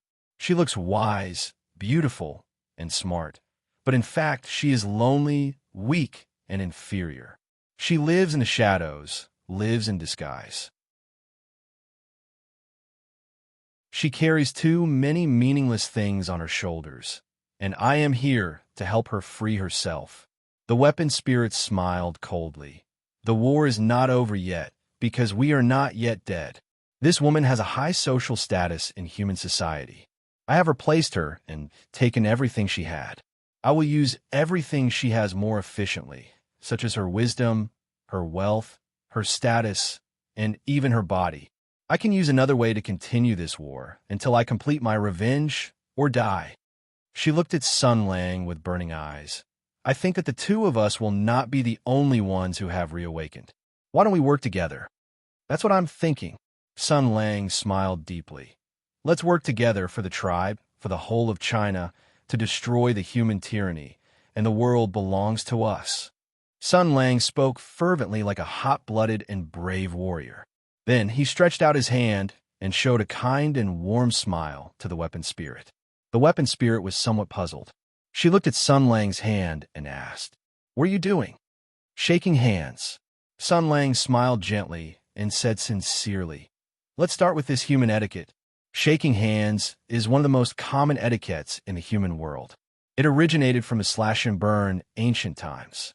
When you meet a stranger, if you have no evil intentions, you will put down the weapon in your hand and reach out your hand to touch each other's palm to show that you are not hiding any weapon. This custom gradually evolved into the etiquette of shaking hands. This gesture shows friendliness and communication, and it can deepen mutual understanding and trust. Now, that we have to work hard and struggle in this world as human beings, we have to act like human beings. So, let's start with shaking hands." The weapon spirit was a little hesitant, but when she saw the smile in Sun Lang's eyes and his gentle and friendly face, she couldn't help but feel moved. This tribesman's words seemed to make sense. Thus, she also stretched out her hand. Her slender, jade-like fingers and her spotlessly white and flawless palm touched Sun Lang's large hand. Then, her hand was tightly held by the other party. The artifact spirit was stunned for a moment, and before she could react, a terrifying tremor that almost numbed her entire body like an electric current swept through her body. She suddenly felt an indescribably wonderful feeling fill her body, making her feel extremely happy and carefree. She couldn't help but let out a cry of surprise as she felt something seeping out of her body. She cried out in alarm, "What did you do? What are you doing?" Sun Lang smiled and said, "Of course I'm tricking you, you idiot." The weapon spirit's whole body was sore and weak, and her senses were filled with fatal happiness. She couldn't summon a trace of strength in her body. She wanted to struggle, but she couldn't let go of her hand.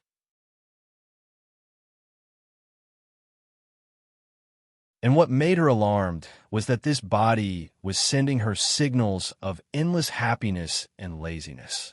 In other words, it didn't want to let go at all. Her eyes were suffused with purple light. She wanted to use her divine sense to attack, but her spiritual power was like a clay ox entering the sea, disappearing without a trace. Then, her expression changed again because the physical contact made her finally see the nature of this man. She was shocked and angry. You're not my tribesman. You're lying to me. But why do you have our power?" "Guess."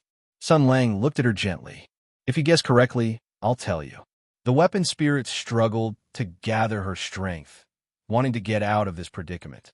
She struggled and gritted her teeth. "You want to save this human? Too late. I've already completely taken over this body, and my soul has already completely controlled this body. Her soul has already turned into ashes, and you can't save her anymore." Her eyes were suffused with a strange light, revealing a mysterious charm. Her voice was instantly filled with temptation. "Moreover, these humans have tried to kill you time and time again. So why do you want to save her? Why don't you just take me out like this, and everything will be as usual? You can have me, and you can also control this marquee mansion. My ability won't work on you, so you can control me and make me work for you." Sun Lang sighed. "I've read a lot of books. You can't fool me. She is the owner of this body, and in her own body, her soul will be abnormally strong. It will be suppressed, imprisoned, and even weakened, but it will be very difficult to destroy. If you can destroy her soul in such a short time, How could you be in such a sorry state now? The weapon spirit gritted her teeth and said, Humph, you know a lot, but so what? At this point, you can't separate me from this body. You won't shed tears until you see the coffin. Sun Lang sighed again. What's so difficult about that? When your or her spiritual fluctuations reach the extreme, it will produce a huge rejection reaction. As the original owner of the body, she will regain control of the body and expel you. Am I right? The weapon spirit was stunned for a moment, and then screamed. How do you know? No, you can't possibly know this. Could it be that you... So, let's make it simple. Come out yourself, don't waste time. Sun Lang loosened his grip, and the weapon spirit fell to the ground, her body limp. That dripping fragrant sweat and light panting, that beautiful figure and exquisite face, everything outlined in astonishing beauty, was abnormally tempting, but Sun Lang was unmoved. Whether you believe it or not, my war is over. I have no reason to continue being enemies with you, unless you're not honest. So, come out yourself. I won't hurt you, nor will I kill you. If you are obedient, I can find a new body for you in the future, but not this one. He smiled, because I promised someone to save her, so I have to keep my word. Also, I have something I want to ask this Miss Zhao, and I want her to answer my doubts. You should come out yourself. The weapon spirit was stunned for a moment, and then sneered. Are you that good? I won't believe you. Humph, you want to expel me from this body? Then bring it on. I've been sleeping in the sane artifact for so many days. I've tasted the emptiness and coldness. I've also endured the maddening loneliness. My spirit has become as tough as steel. No amount of torture can make me yield. If you have any skills, just use them. Even if you succeed in the end, what you leave for that woman is a broken and scarred body. At that time, she will be no different from a dead person. Don't, Sun Lang sighed. If you're like this, I can only sing. The weapon spirit suddenly felt something was wrong and vigilantly asked, What sing? A beautiful Hakka folk song. Sun Lang smiled, pulled over a stool, and sat on it. Then he stretched out his hand, gently lifted the weapon spirit, and placed it on his lap. Ignoring the other party's low cries and bitter endurance, he cleared his throat and displayed his beautiful singing voice and superb artistic attainment, and began to sing. Beat the drums, beat the gongs, stop the drums, listen to the singing, all kinds of idle talk also sing. Listen to me sing 18 touches. In a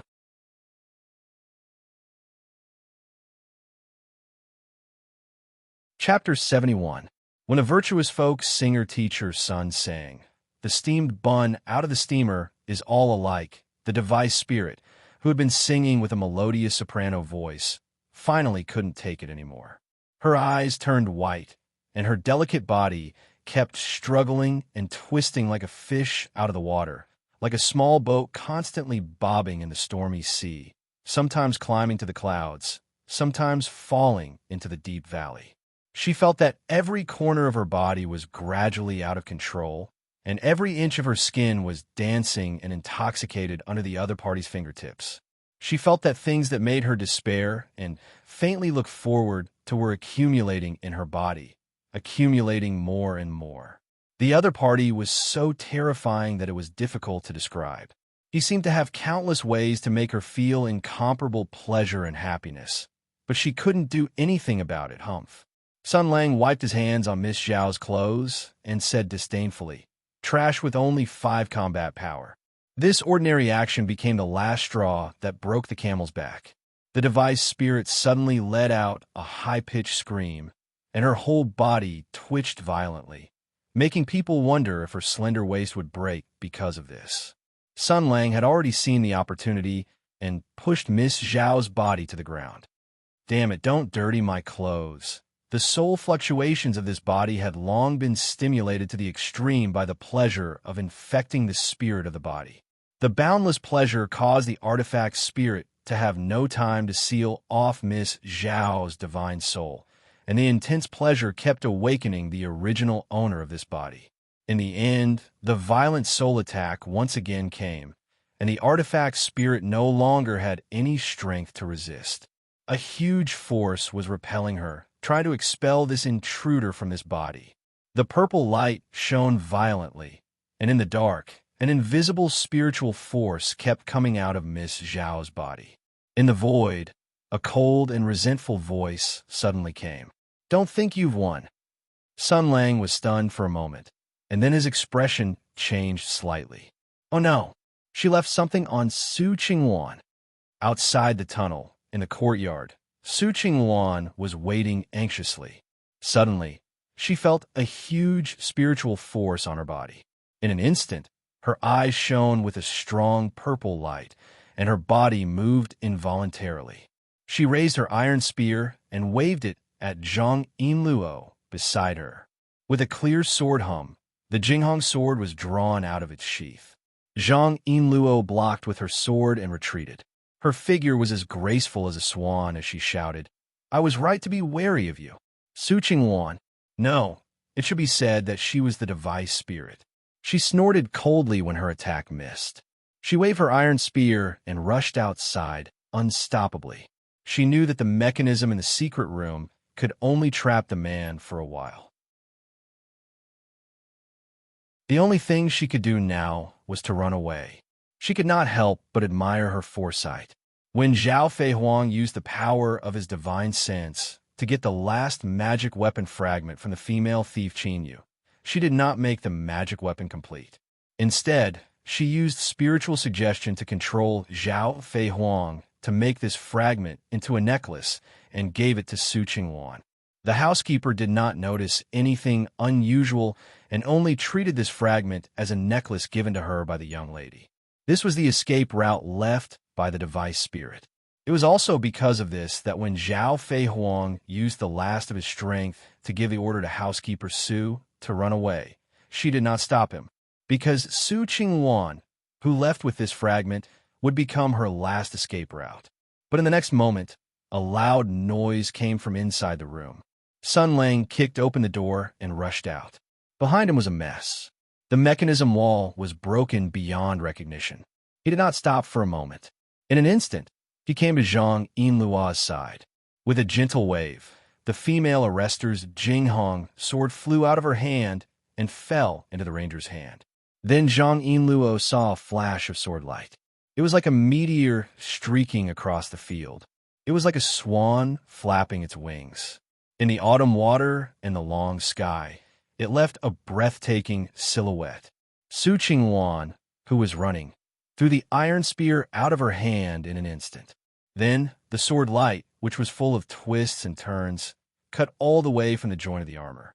When the sword light dissipated, the thick and solid Western heavy armor burst open in an instant and shattered into iron and steel pieces of various sizes on the ground. Sun Lang sheathed his sword, and the sword chi disappeared. In an instant, he came to Su Qingwan's side and reached out to grab her chest without any explanation. Su Qingwan suddenly let out a panic scream. However, halfway through the scream, it turned into a meaningless whimper. Her body was tense and trembling because Sun Lang's right hand had already rubbed a circle around her chest. Her shame and pleasure rose to the extreme in an instant, and the mental power that was controlling her was suddenly ejected from her body. With a tearing sound, the clothes on the female housekeeper's chest were brutally torn apart, revealing a large area of snow-white skin and deep cleavage. Sun Lang's hand was holding a few pieces of torn clothes from inside to outside. However, wrapped in the bra was a necklace made of purple crystal fragments.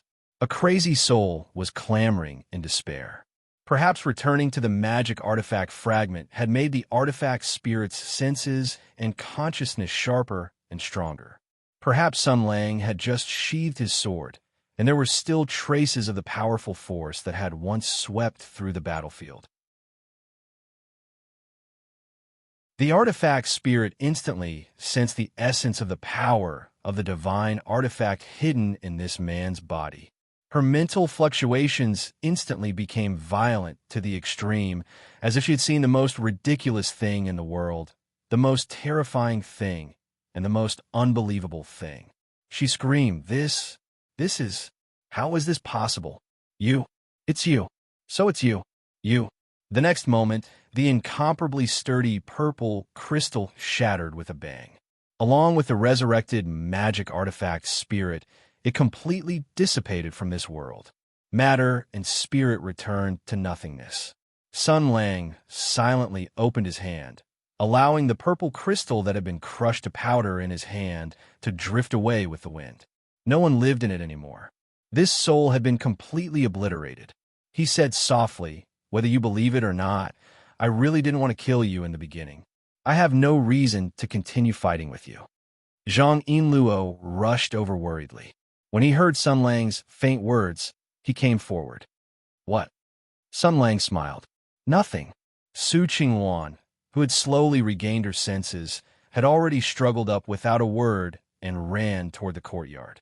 In the secret chamber, Zhao Feihuang was held in Su Qingwan's arms. He was awakened by rain-like tears and repeated calls.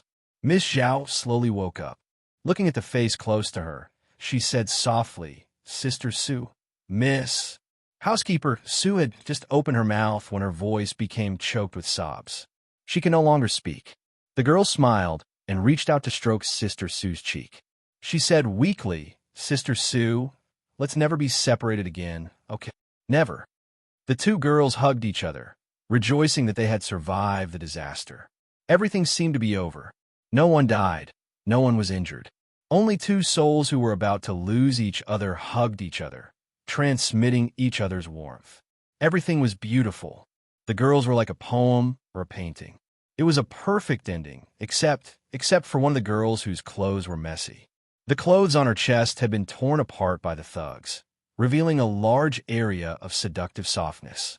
Except for the other girl whose face was flushed. Her clothes were soaked, and there were even suspicious wet marks on her body. No one knew what the thugs had done to her, except for the torn clothes in the hands of a thug who was standing behind and watching. "I say," Zhang Yinluo's voice sounded from behind Sun Lang, with a little murderous intent. "Shouldn't you explain something to me?"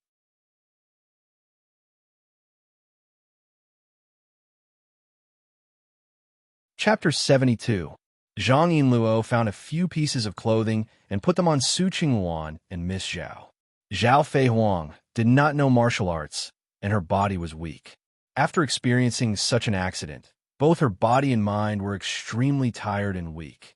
At this time, she had fallen into a deep sleep. Su Qingwan held her steadily. She first bowed to Zhang Yinluo and then glanced at Sun Lang. After a moment of silence, she said, "After Ms. Zhao has settled down, I will fulfill my promise." Sun Lang waved his hand. That demonic weapon's spirit has already been annihilated, but she had previously wanted to seize your eldest Mrs. Body.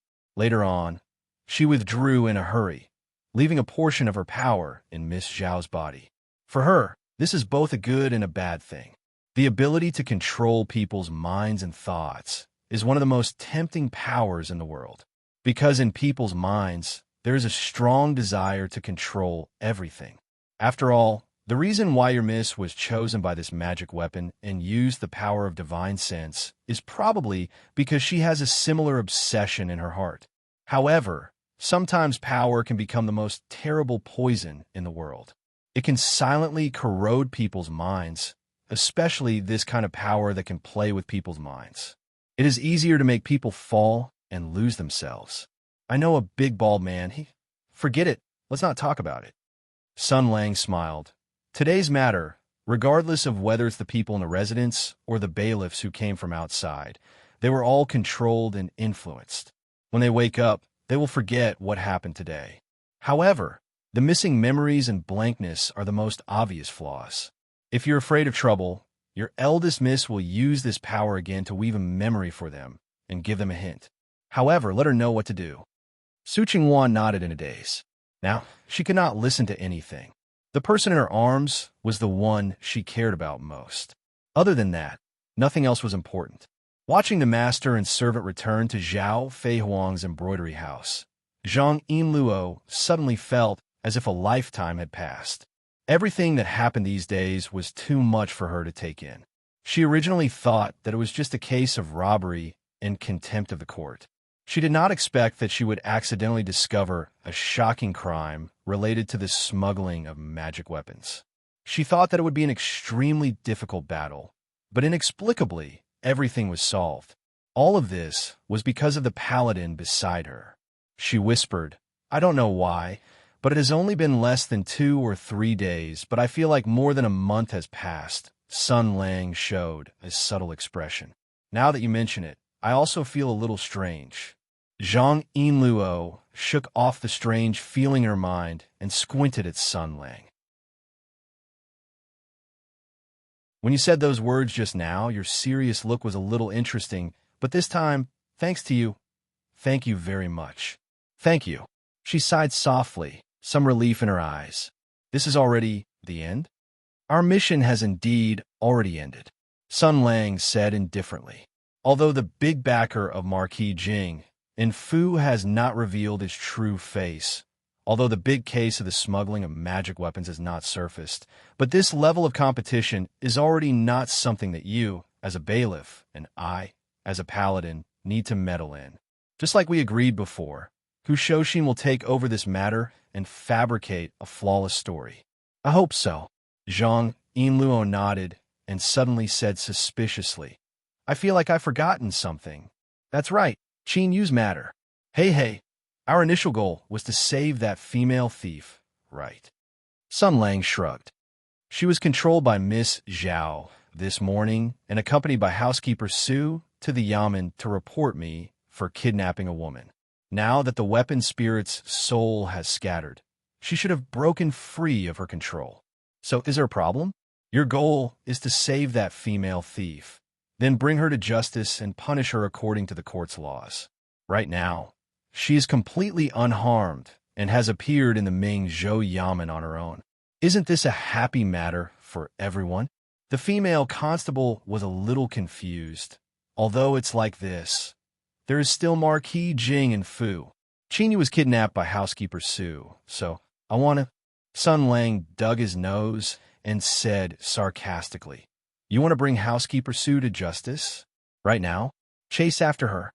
Ms. Zhao needs to be taken care of, and Marquis Jing and Fu is in a mess. All the heavy burden has been placed on housekeeper Su's delicate shoulders. She was previously controlled by the weapon spirit and almost lost the person she loves the most. Right now, she is guarding Miss Zhao's bed, enduring the fatigue and weakness in her heart, silently protecting Miss Zhao.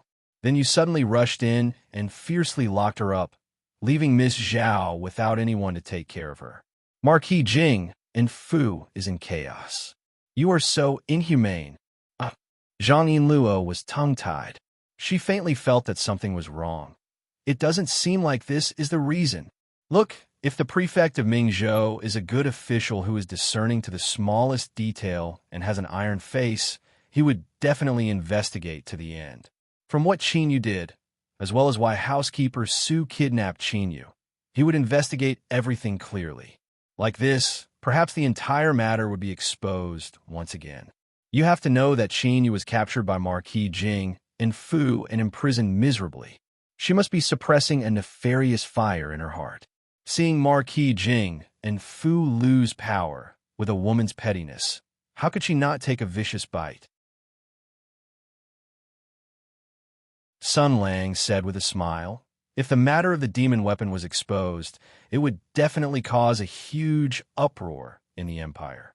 Then this Marquis Jing and Fu would be completely finished. If the matter of the demon weapon was exposed, not only Marquis Jing and Fu, but also Ming Zhou's officialdom, as well as your family, as well as the Ranger Guild, all related people would be investigated, and the backer of Marquis Jing and Fu would take revenge." Zhang Yinluo's expression turned pale. He stammered, "This, on the contrary, if the prefect of Mingzhou is a good official who is discerning to the affairs of the world and empathizes with the people, he would definitely cover it up when he encountered this matter. He would turn the big issue into a small one, and the small issue into nothing. Moreover, in order to make Qin Yu shut up, Marquis Jing and Fu and Hu Shoshin would definitely bail out the female thief. Eldest Miss would give her a hint and brainwash her again." Sun Lang said in all seriousness, Considering that the prefect already has a good reputation in Mingzhou and has a stable position as an official, it could be seen that he is a good official. Therefore, this matter would definitely be turned into a small one, and the small issue would be resolved. Even Sheen Yu would be bailed out after spending 2 days in prison. The female constable instantly felt her 3 views waver. Then what have I been doing these past few days? At the very least, if it weren't for your persistence, Miss Zhao would have been swallowed up and possessed by a demonic weapon in these past few days. A soul filled with hostility towards humans would have taken over Miss Zhao's body from Marquis Jing and Fu. In the future, it would definitely cause countless destruction and dangers to the Empire. You prevented these things from happening and saved their lives. In addition, you discovered this matter and allowed me to let Hushoshi know that there is a mysterious organization that is secretly collecting demonic weapons. You exposed the first step of their scheme. Although you don't have the right to continue participating in the following contest, you still made a contribution to this country. At least, your contribution is much greater than chasing down a female thief. Looking at Zhang Yinluo, whose expressions were slightly relaxed but still somewhat conflicted, Sun Lang smiled and handed the Jinghong sword in his hand to her. In life, it is rare to be confused. You should relax. Zhang Yinluo looked at the imperial army that Sun Lang handed over and asked in shock, "What do you mean by this?" "Firstly, I promised you that I would resolve this matter. But from the results, regardless of whether it was Qin Yu or Ms. Zhao Jing and Fu and her servant, they all got away scot-free. In the end, this matter didn't succeed. I'll return this sword to you." Sun Lang smiled and said, "Secondly, you threw sh*t on your father's head. This time, your 4th uncle is coming, so you definitely have to follow him home. If you go back and say that you gave the Jinghong sword to a wanderer, you will definitely be beaten to death." Zhang Yinluo stubbornly shook her head and said, "No, you have helped me a lot. This matter can't be blamed on you. Moreover, if it wasn't for you, things would definitely have become extremely terrible right now." Sun Lang smiled. "These are 2 different matters. I was only protecting myself. Moreover, compared to the Jinghong sword, I already have something that I want more." The female arrestor still expressed her refusal. "This is something that I promised you." The wanderer smiled helplessly. "Then I have one condition." "How about it?" "You just owed me another condition." "Then come and fulfill it. I want you to take back the Jinghong sword." "You?" Zhang Yinluo blinked her eyes. Her starry eyes were filled with disbelief and bewilderment. However, after a moment, her female instincts allowed her to sense that something was wrong. "Do you have some ulterior motive?" "Nonsense," Sun Lang said with an agitated expression. "Am I that kind of person? I don't even want the Imperial Army. What other ulterior motive could I have?" Zhang Yinluo squinted and said, "Do you want me to take back the Jinghong sword as an opportunity and then propose another condition that will make things very difficult for me? If I am unwilling to agree, then you will say things like I asked you to take back the Imperial Army and you agreed so happily. But when I asked you to do this, you made all kinds of excuses which is difficult to refuse, so as to force me to agree." She snorted. "You still haven't explained to me, clearly. What method did you use to deal with Miss Zhao? You even grabbed housekeeper Sue's clothes and made her like this with just a light touch." Their reactions were almost exactly the same as Qin Yu's that night. "What kind of shameless method did you use?" Sun Lang sighed. "All right, since things have come to this, I will explain it to you." After a moment, Zhang Yinluo's eyes were cold and showed a trace of contempt. "This is your explanation for your rogue behavior? Can't you find an excuse that won't be easily exposed?" She stretched out her hand and patted Sun Lang's chest. Then, she grabbed the ranger's right hand and placed it on her shoulder. Nothing happened at all. She stared at Sun Lang. "Just a touch can make a girl become like that? Why am I not affected at all?" Sun Lang's calm eyes looked at Zhang Yinluo's lower body. "So I want to ask you, are you a man or not?" Zhang Yinluo screamed. "Pervert! Pervert! Pervert! Idiot!" The ranger said angrily, "Stop talking nonsense. Damn it. Do you know that you almost ruined my state of mind? Damn it, I don't care right now. Listen, I want you to fulfill the second condition. Take off your pants and let me see. You want to die?" Zhang Yinluo's face turned red. She snatched the startled sword from Sun Lang's hand and ran away. "I'm not talking to you anymore. You want to run? Don't come over. Fourth uncle. Fourth uncle."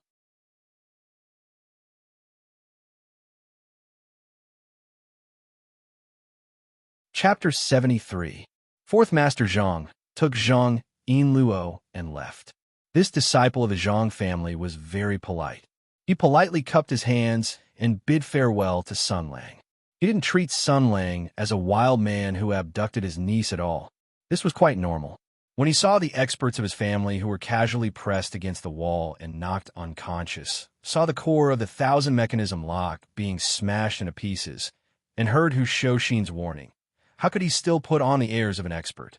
Of course, if he knew about Sun Lang's ambition, it would be a different story. Zhang Yinluo held the Jinghong sword with both hands and obediently followed behind her fourth uncle. She looked unprecedentedly obedient.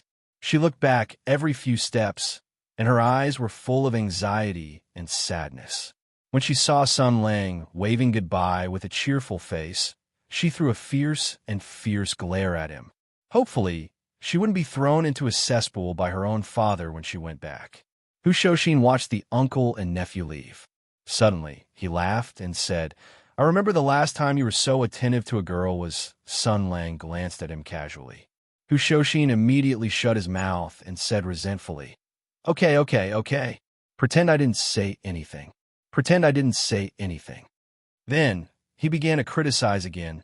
"Speaking of which, this girl is not bad. She has a good heart. Although she's a little stubborn, young warriors will go through this stage of life. They will be hot-blooded and unforgiving.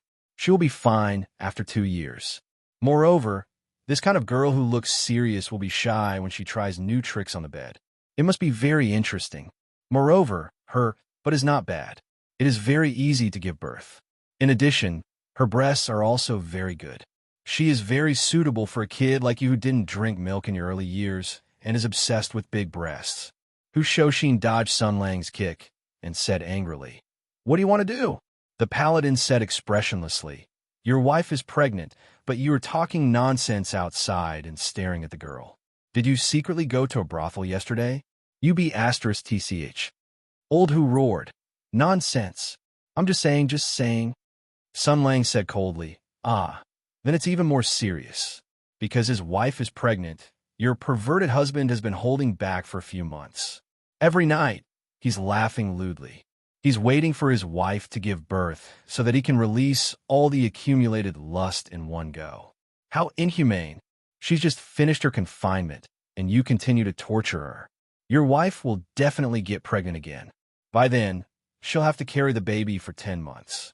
She'll have to endure the pain of giving birth again, and maybe even more.